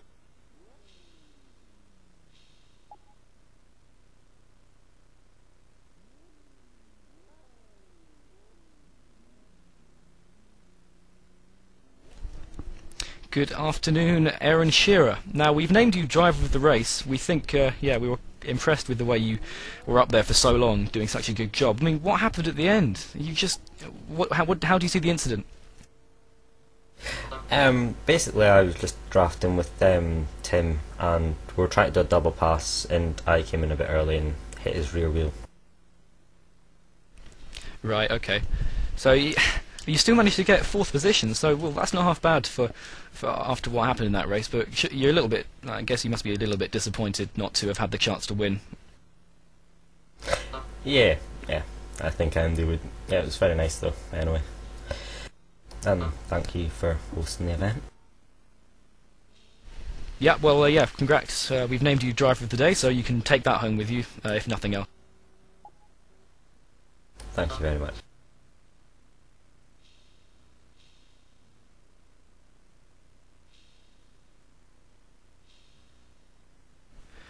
I'm not sure if Vecchione's still around, but I really would like to have a talk with him.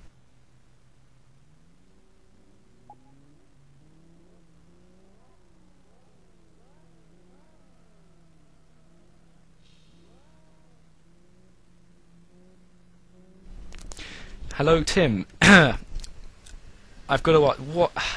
Absolute commiserations, first of all. What happened on the last lap to you?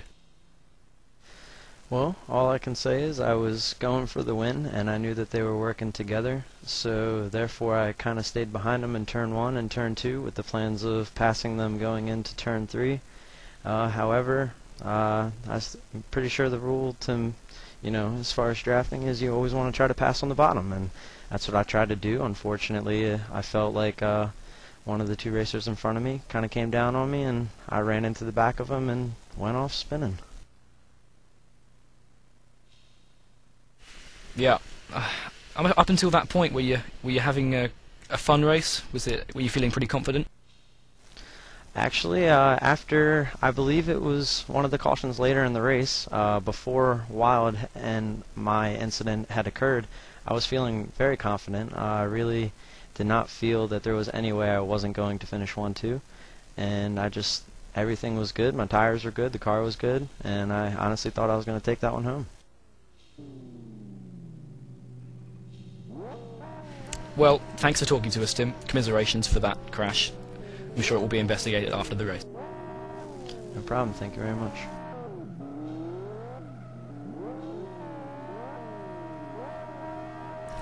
Right.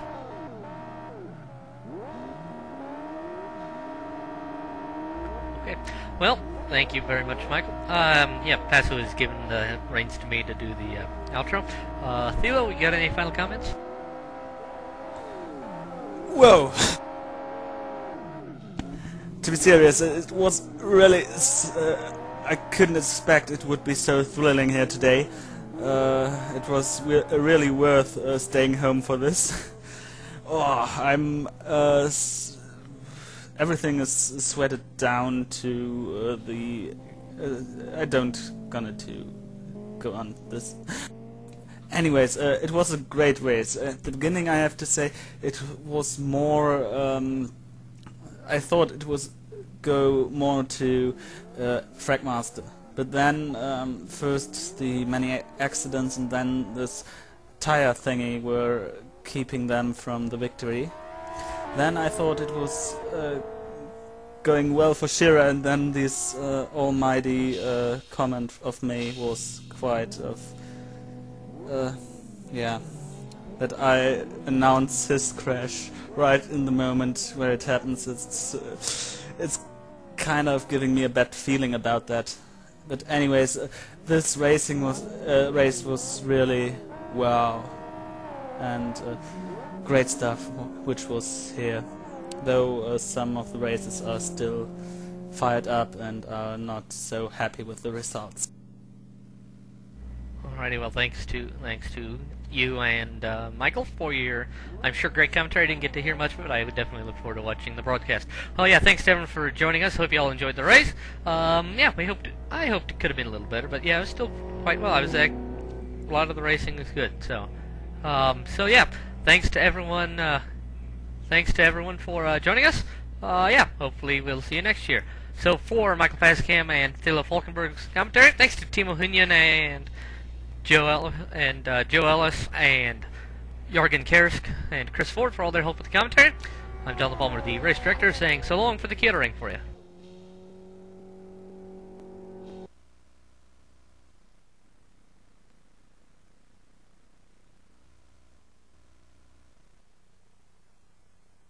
Let's hope it recorded.